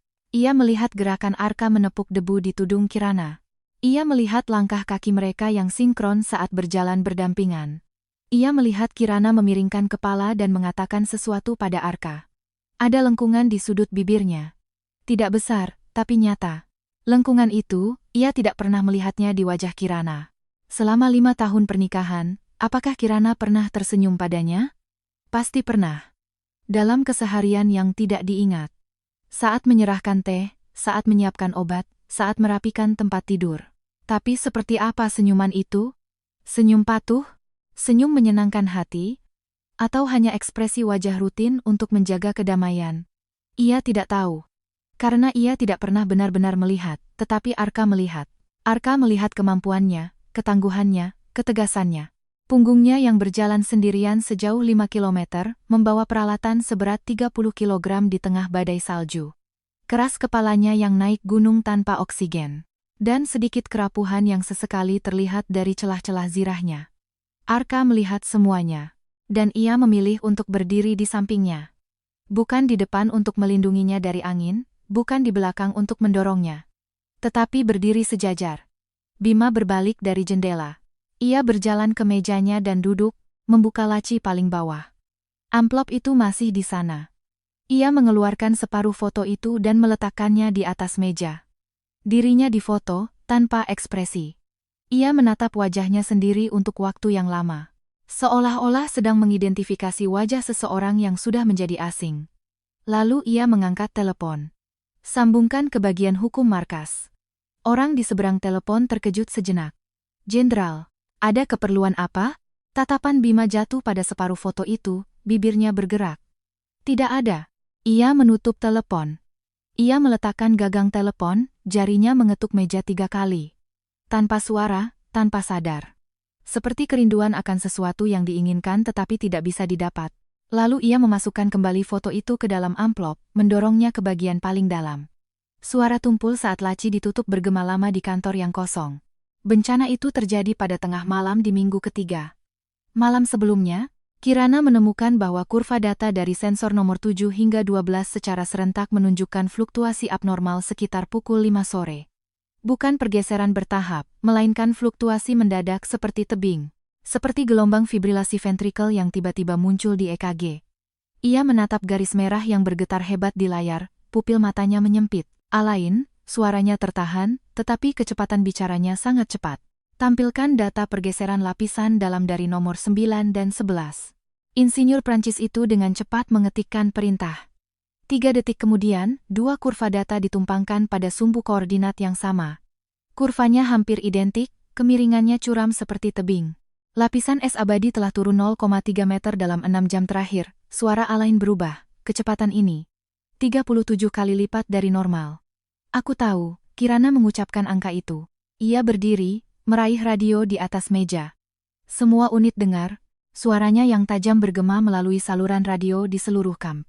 "Ini bukan latihan." Lapisan es abadi di blok 7 hingga 12 mengalami degradasi yang dipercepat. Diperkirakan akan mencapai ambang batas kritis dalam 12 hingga 18 jam ke depan. Jika ambang batas terlampaui, ia berhenti sejenak. Seluruh lereng gunung akan mengalami longsor besar. Skala longsor diperkirakan lebih dari 2,3 juta meter kubik. Area yang terdampak termasuk kamp kita, pangkalan depan, dan jalan raya perbatasan di bawah. Saluran radio hening selama 3 detik, lalu semua orang mulai berbicara serentak. Kirana tidak memberi siapapun waktu untuk berdebat.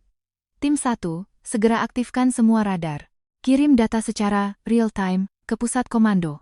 Tim 2, terbangkan skuadron drone, lakukan pemindaian 3D di area rawan longsor. Tim 3. Ia melirik Alain. "Ikut aku naik gunung. Probe lapisan dalam sensor nomor 9 mungkin terjepit oleh pergeseran tanah, menyebabkan distorsi data. Kita perlu memverifikasinya di lokasi." Sekarang, Alain melihat kegelapan malam di luar jendela. Ketinggian 5.300 meter, suhu -20, kecepatan angin. "Aku tahu." Kirana sudah mengenakan jaketnya. Arka muncul di pintu stasiun pemantauan 60 detik kemudian. Ia mengenakan perlengkapan, outdoor, lengkap, di punggungnya membawa tas P3K dan tabung oksigen cadangan. Ia tidak bertanya mau kemana atau apa yang bisa kulakukan. Ia hanya berdiri di pintu, meriksa kondisi Kirana dengan tatapannya, lalu berkata satu kalimat, "Sudah bawa oksigen?" Kirana menepuk lutut kirinya. "Sudah. Ayo pergi." Keduanya menghilang ke dalam kegelapan malam. Kabar itu sampai ke meja Bima 15 menit kemudian. Telepon dari kepala staf membangunkannya dari tidur ringan. Ia melihat jam. 02:47 pagi. "Jenderal," konsultan Kirana mengeluarkan peringatan darurat. "Blok 7 hingga 12. Kemungkinan akan mengalami longsor besar dalam 12 jam, area terdampak termasuk pangkalan depan dan jalan raya perbatasan." Beliau meminta untuk segera mengaktifkan proses evakuasi personel. Kesadaran Bima pulih sepenuhnya dalam 2 detik. Berapa banyak orang di pangkalan depan? 37 orang, ditambah 12 personel dukungan komunikasi yang baru ditempatkan, jadi total 49 orang. Jalan raya perbatasan saat ini sedang dilintasi konvoi logistik. Diperkirakan 18 kendaraan, dengan sekitar 60 pengemudi dan personel pendukung. Rencana evakuasi? Tim konsultan Kirana sedang menyusunnya. Tapi beliau sendiri, kepala staf ragu sejenak. Telah memimpin tim naik gunung pada pukul 2 pagi. Untuk melakukan verifikasi data langsung di lokasi sensor nomor 9, Bima sudah mengenakan sepatu bot militernya. Dia naik gunung. Berapa orang yang dia bawa? 3 orang. Dirinya sendiri, seorang insinyur Prancis, dan Bapak Arka Setiaji. Tangan Bima yang sedang mengikat tali sepatu berhenti sejenak. Sangat singkat. Lalu ia berdiri dan melangkah keluar pintu. Umumkan keadaan darurat tingkat 1 di pusat komando. Siagakan semua helikopter yang bisa dikerahkan. Personel di pangkalan depan harus segera memulai evakuasi. Dan ia mendorong pintu darurat di koridor. Angin dingin menerpa masuk. Kirim tim SAR ke gunung, ikuti rute Kirana. Jenderal, itu artinya aku yang akan memimpin langsung. Dataran tinggi pada pukul 3 pagi adalah dunia yang lain. Suhu turun hingga minus 20 derajat Celcius, kecepatan angin mencapai 14 meter per detik. Angka-angka ini berarti kulit yang terpapar akan mengalami radang dingin dalam 30 menit. Jarak pandang kurang dari 50 meter. Tidak ada bintang di langit, lapisan awan kelabu tebal menggantung berat di atas kepala. Kirana berjalan di depan. Lampu kepalanya menciptakan tiang cahaya tajam dalam kegelapan, menerangi tanah bebatuan dan es di bawah kakinya. Setiap langkah membutuhkan penilaian pijakan yang akurat. Lapisan es yang keras di permukaan bisa runtuh kapan saja, menampakkan lapisan lumpur lunak di bawahnya. Lutut kirinya mulai memancarkan rasa sakit di lingkungan minus 20 derajat. Rasa sakit yang familiar, yang telah menemaninya selama 6 tahun. Pelindung lutut bisa meredakannya sebagian, tetapi tidak menghilangkannya sepenuhnya. Setiap kali ia melangkah, luka lama di dalam lututnya terstimulasi oleh dingin. Seperti paku tua yang tertanam di daging disentil pelan. Ia tidak melambatkan langkahnya. Alain berjalan 2 meter di belakangnya, napasnya sudah terengah-engah. Kombinasi ketinggian dan suhu rendah di malam hari membuat kandungan oksigen di udara hanya separuh dari di dataran rendah. Ia adalah orang Prancis yang tumbuh di pegunungan Alpen, fisiknya sangat baik, tetapi saat ini bibirnya sudah membiru. Arka berjalan di paling belakang. Ia tidak memiliki latar belakang pelatihan profesional seperti Kirana atau Alain. Tetapi langkahnya selalu menjaga ritme yang stabil. Napasnya lebih berat dari keduanya, bibirnya di bawah masker terkatup rapat, ada butiran keringat halus di pelipisnya. Berkeringat di lingkungan minus 20 derajat berarti tubuhnya sudah bekerja melampaui batas. Tapi ia tidak tertinggal. Setelah berjalan selama 40 menit, Kirana tiba-tiba berhenti. Ia berjongkok, menyorotkan lampunya ke tanah di bawah kakinya. Retakan muncul di permukaan es. Tidak lebar, sekitar 2 cm, tetapi arahnya melintang di lereng gunung. Pengetahuan profesionalnya memberitahunya bahwa retakan melintang ini berarti tekanan internal di dalam lereng gunung sudah mulai terdistribusi ulang. Longsornya akan lebih cepat, katanya dengan suara pelan. Lebih cepat dari perkiraanku. Ia mengambil telepon satelitnya, terhubung ke saluran pusat komando di Kam. Kirana di sini. Ditemukan retakan di lapisan es dekat nomor 9.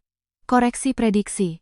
Waktu tersisa hingga ambang batas kritis dipersingkat dari 12 jam menjadi 8 jam. Ulangi, 8 jam. Semua tindakan evakuasi harus selesai dalam 6 jam. Jawaban yang bercampur derau terdengar dari pusat komando. Ia menutup telepon dan terus berjalan. Lokasi sensor nomor 9 berada di atas sebuah tebing batu yang menonjol di ketinggian 5.380 meter. Tebing itu hampir vertikal, tingginya sekitar 15 meter. Biasanya, butuh 40 menit untuk mencapainya dengan memutar melalui lereng yang lebih landai, tetapi sekarang, mereka tidak punya 40 menit itu. Kirana berdiri di bawah tebing, menatap ke atas selama 2 detik, lalu mengeluarkan kapak es dan tali panjat dari ranselnya. Aku yang naik, katanya. Nadanya tidak bisa dibantah. Alain, terima data di bawah. Arka. Ia menoleh padanya. Arka sedang menyesuaikan tali bahu ranselnya, ia mengangkat kepala saat namanya dipanggil. Maskernya tertutup lapisan es tipis, hanya matanya yang terlihat. Tenang, sabar, tidak ada ketakutan sedikit pun. Aku di sini, katanya. Kirana menatapnya, bibirnya bergerak. Di lingkungan ekstrem ini, ekspresi manusia menjadi tumpul. Perubahan emosi yang halus sama sekali tidak terlihat oleh mata. Tetapi Arka menangkapnya. Itu adalah ucapan terima kasih yang sangat singkat. Bukan terima kasih yang formal, melainkan sebuah konfirmasi yang berkata, aku lega kau di sini. Pegang talinya, katanya. Kirana mulai memanjat tebing. Suara kapak es yang menancap di dinding es terdengar tajam di malam yang sunyi. Garing dan ritmis, seperti detak jantung yang kuat. Gerakannya akurat dan mengalir. Setiap titik tumpuan diputuskan melalui penilaian dan seleksi instan. Lutut kirinya mengirimkan sinyal sakit yang menusuk setiap kali ia mengerahkan tenaga. Ia menggertakkan gigi, secara paksa memisahkan kesadarannya menjadi dua saluran yang tidak berhubungan. 8 menit kemudian, ia berhasil mencapai puncak tebing. Sensor nomor 9 ada di sana. Silinder logam setinggi 50 cm tertancap dalam di lapisan es. Antena pengirim datanya tertutup es, tetapi unit utamanya masih berfungsi normal. Kirana berjongkok dan membuka panel data sensor. Angka-angka melompat-lompat di layar. Angka pergeseran lapisan dalamnya lebih tinggi dari yang ia lihat di kam. Bukan distorsi. Datanya akurat. Artinya, situasinya lebih buruk dari yang ia duga.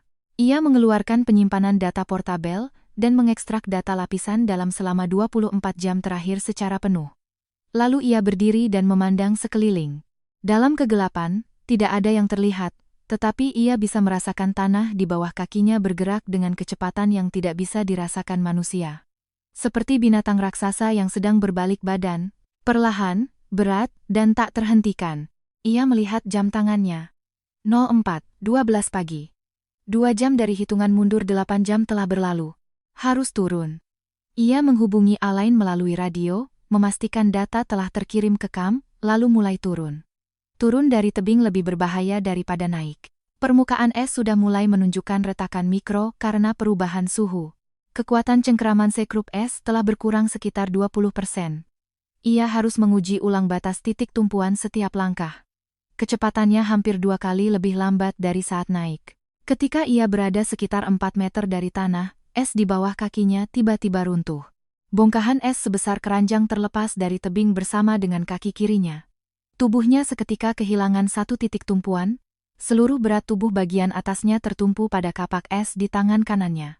Inersia membuat tubuhnya jatuh sekitar setengah meter. Tali pengaman mencengkeram pinggangnya dengan kuat, meninggalkan bekas yang dalam. Gaya tarik itu disalurkan melalui tali ke Arka di bawah. Kedua tangan Arka mencengkeram ujung tali yang lain dengan sekuat tenaga, kakinya menginjak tonjolan di dasar tebing. Sarung tangannya mengeluarkan asap putih karena gesekan dengan tali, telapak tangannya terasa seperti terbakar. Tapi ia tidak melepaskannya. "Kirana, kau baik-baik saja," suaranya terdengar dari atas. Sangat tenang untuk seseorang yang baru saja mengalami jatuh, es di sisi kiri tidak stabil. "Aku akan ganti rute turun."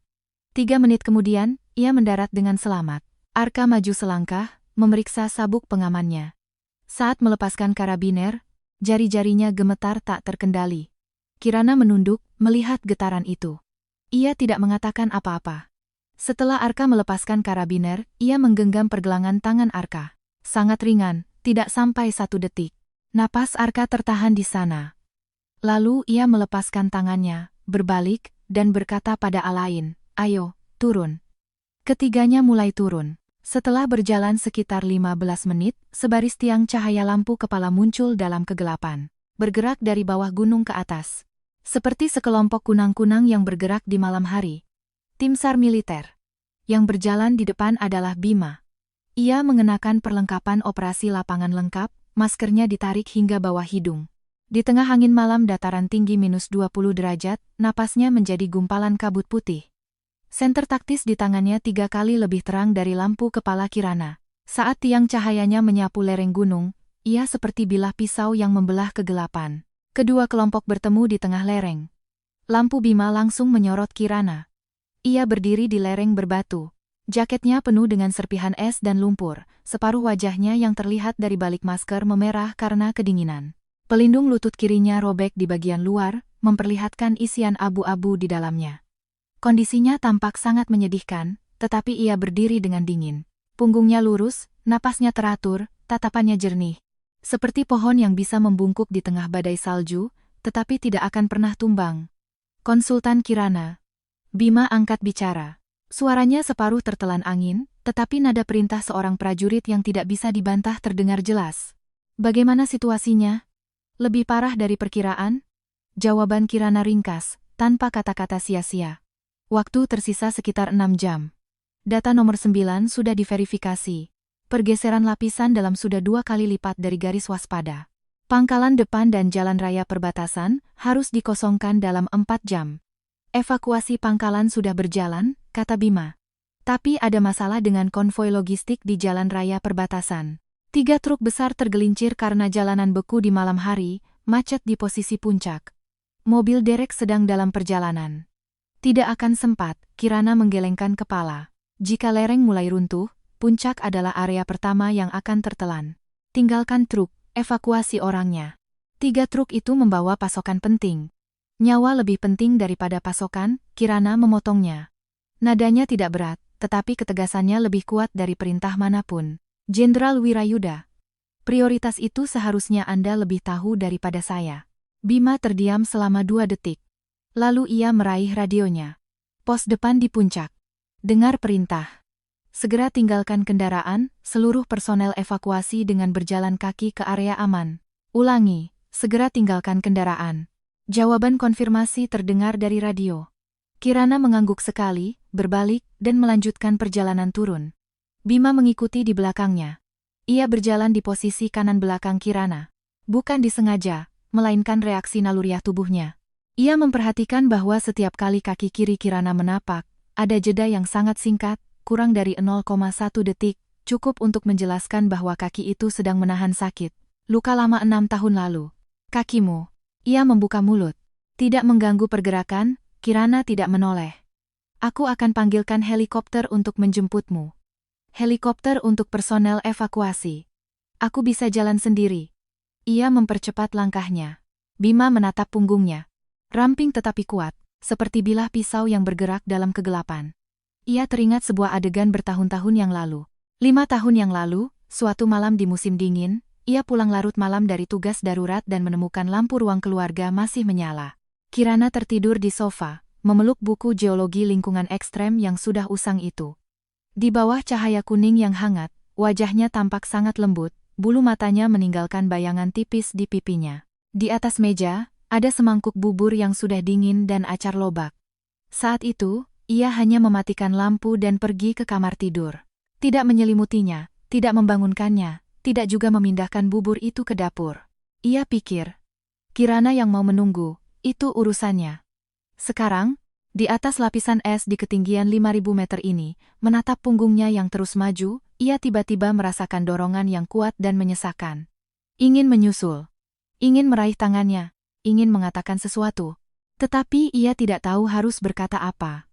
Semua kata yang bisa ia pikirkan, maaf, kembalilah, aku yang salah, terasa begitu pucat dan munafik di hadapan wanita ini. Karena ia tidak lagi membutuhkannya. Ia sudah berjalan sangat jauh. Jarak yang bahkan tidak bisa ia kejar dengan penyesalan selama 6 tahun. Sebelum fajar, seluruh personel telah dievakuasi dengan selamat. Pukul 09.14 pagi, lereng gunung mulai runtuh. Kirana berdiri di titik observasi di area aman, menatap melalui teropong ke lereng yang baru saja ia daki. 2,3 juta meter kubik es dan batu, seperti naga raksasa, meluncur turun dari puncak gunung.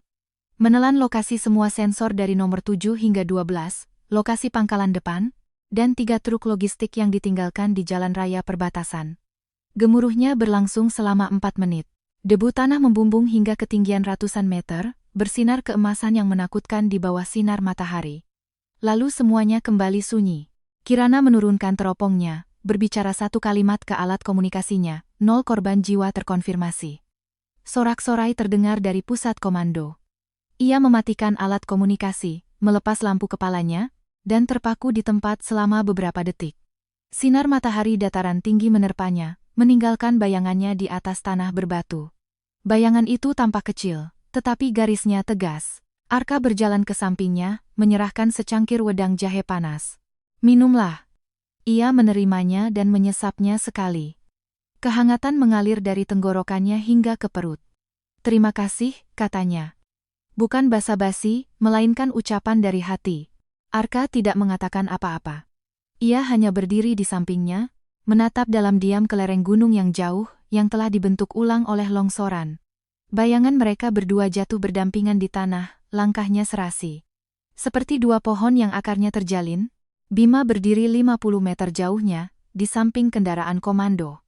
Ia melihat wedang jahe itu. Ia melihat bayangan mereka yang berdampingan.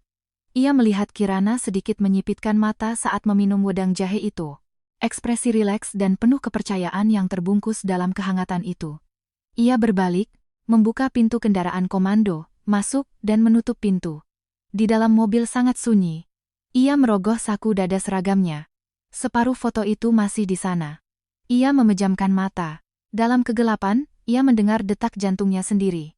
Deg, deg, deg. Setiap detaknya terasa sangat sakit. Seperti paku. Paku tua berkarat selama 6 tahun yang tertanam di daging dan akhirnya dipukul.